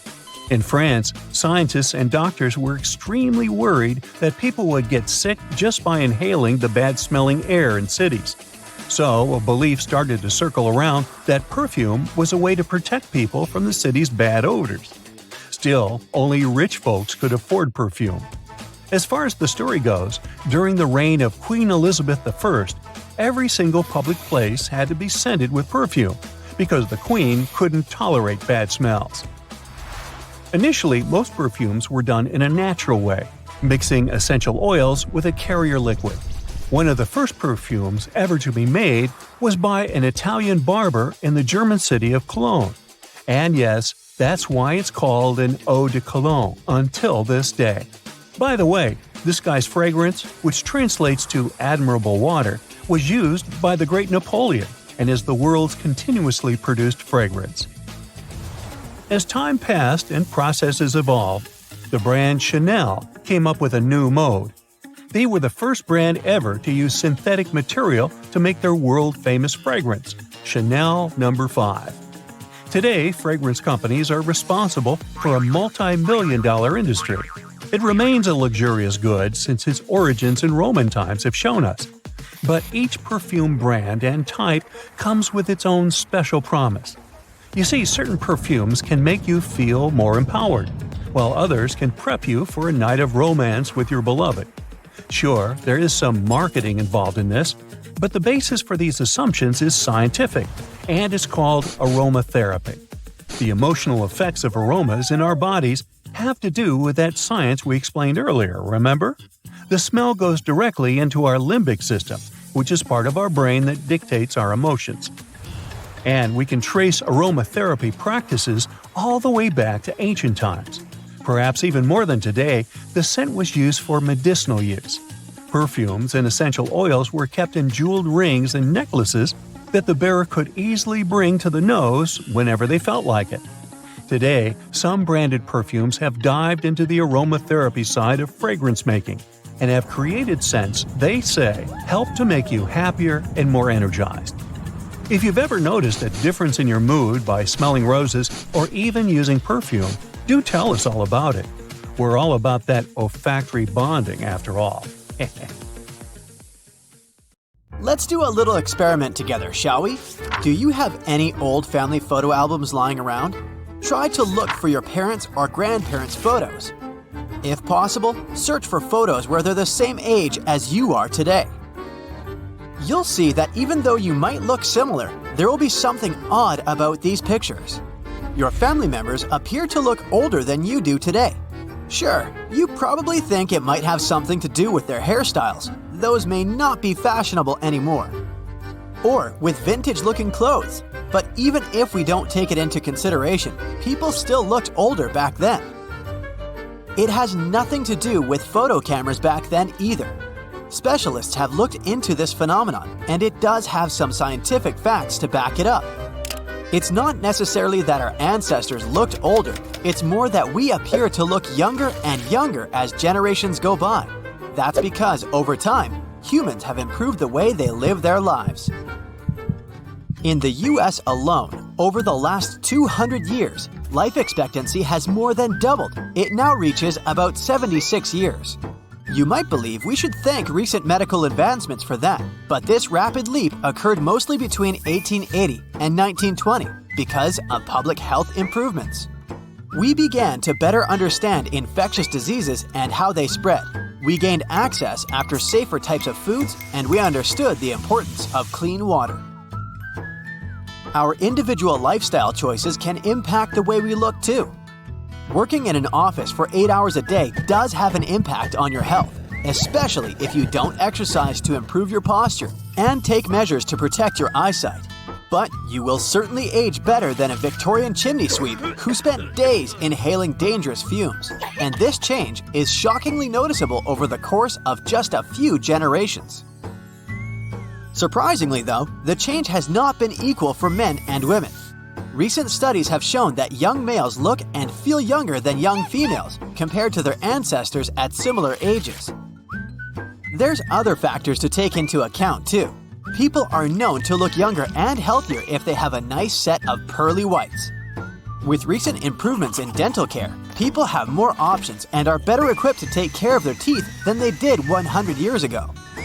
Then, there's the way our skin looks. Probably the most important factor that contributes to skin aging is exposure to sunlight. Thankfully, we've come up with sunscreen these days, which can keep our skin looking younger and healthier for longer periods of time. Lastly, we do have to take into account our own biases on older fashion trends. Our brains are wired to associate old trends with being old. For example, your grandpa might still have the shirt he wore in that 1970s picture. And it's because of that shirt that you retroactively associate that trend with being old, despite the fact that your granddad does look younger in the picture than he looks today. Aging is something humans have been interested in forever. But another recent study has shown that you can stop the aging process without crazy diets or meds. All you have to do is wait until your 105th birthday. Once you reach that age, aging appears to stop. Or it slows down to the degree that it's no longer noticeable. As we reach certain milestones in our lives, sadly, our risk of kicking the proverbial bucket rises. At the age of 50, our odds of passing away are 3 times higher than when we were 30. It's only natural. As we dive into our 60s and 70s, these chances double roughly every 8 years. The fun part is, once we reach 105, that risk sort of levels off. What it means is that a person who is 106 years old has the same probability of making it to 107 as a 111-year-old does of reaching 112. What's even more interesting and encouraging is that as time goes by, more and more people seem to celebrate their 105th birthdays. This all shows that even if humans are built to have a maximum age limit, we're not there yet. Sure, the current longevity record is 122 years old, but who's to say what's going to happen in the future? But how do we age? It has a lot to do with our cells. Our bodies age because the cells in our tissues are programmed to do so. In our cells' to-do lists, they have to divide, multiply, and perform their intended biological functions. The more cells divide when we're growing, the older they get. That's why the human body eventually loses its ability to function properly.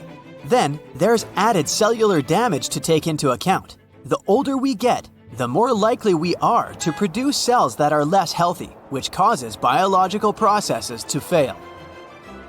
In each human being, there are more than 200 different types of cells. Each is designed to perform a different function, either by itself or by being a part of a particular type of tissue. Those tissues merge and form our organs. Our organs are like tiny factories where every type of cell has its own job description. But before a cell knows what it's supposed to do, it first starts out as a stem cell. These supercells have a one-of-a-kind feature. They can become any type of cell in the body. They're also the ancestors of all other cells, from the basic cells found in our skin to the complex neurons in our brains. And they also may hold the key to age reversal. We gotta admit, we're years away from becoming Benjamin Buttons, so don't get too excited just yet. But one molecular biologist from Harvard Medical School found a way to help mice grow young again. It seems that using proteins can convert a mature cell into a stem cell. It's like taking a specific cell and restoring it to its factory settings. In the study published in 2020, old mice that were subjected to the test had poor eyesight because of their damaged retinas. After being treated, not only could they suddenly see again, but their vision was also comparable to that of their offspring. On top of that, It seems that these changes are permanent. If we can find a way to apply this process to the human body, we might end up looking even younger than we do these days and for even longer periods of time.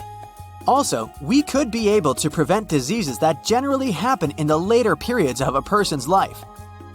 All these changes in the way we age can be predicted to a certain degree, but that's only if we assume that we continue living on Earth. That's right, one day we might end up living on another planet. In fact, NASA is currently working on a project that hopes to send people to Mars in the late 2030s or early 2040s. So, depending on what planet we end up colonizing, our features will become a lot different too. Our eyes will need to grow larger if we reach planets farther from the Sun than Earth. If there's less light, we'll need bigger eyes to see better. Our skin might also become more pigmented to sustain harmful UV radiation outside of Earth's protective ozone layer. We might even get thicker eyelids and more pronounced brow bones to deal with the effects of cosmic rays. Weirdly enough, humans might evolve to blink sideways to better protect the eyes from cosmic dust. We can probably guess what we might look like when living on other planets, but there's no way to know at this point how we might age. For now, Mars seems like a sustainable candidate for us to colonize. And it's also within our solar system, but without a spacesuit, we wouldn't even survive a second. That's it for today. So hey, if you pacified your curiosity, then give the video a like and share it with your friends. Or if you want more, just click on these videos and stay on the bright side.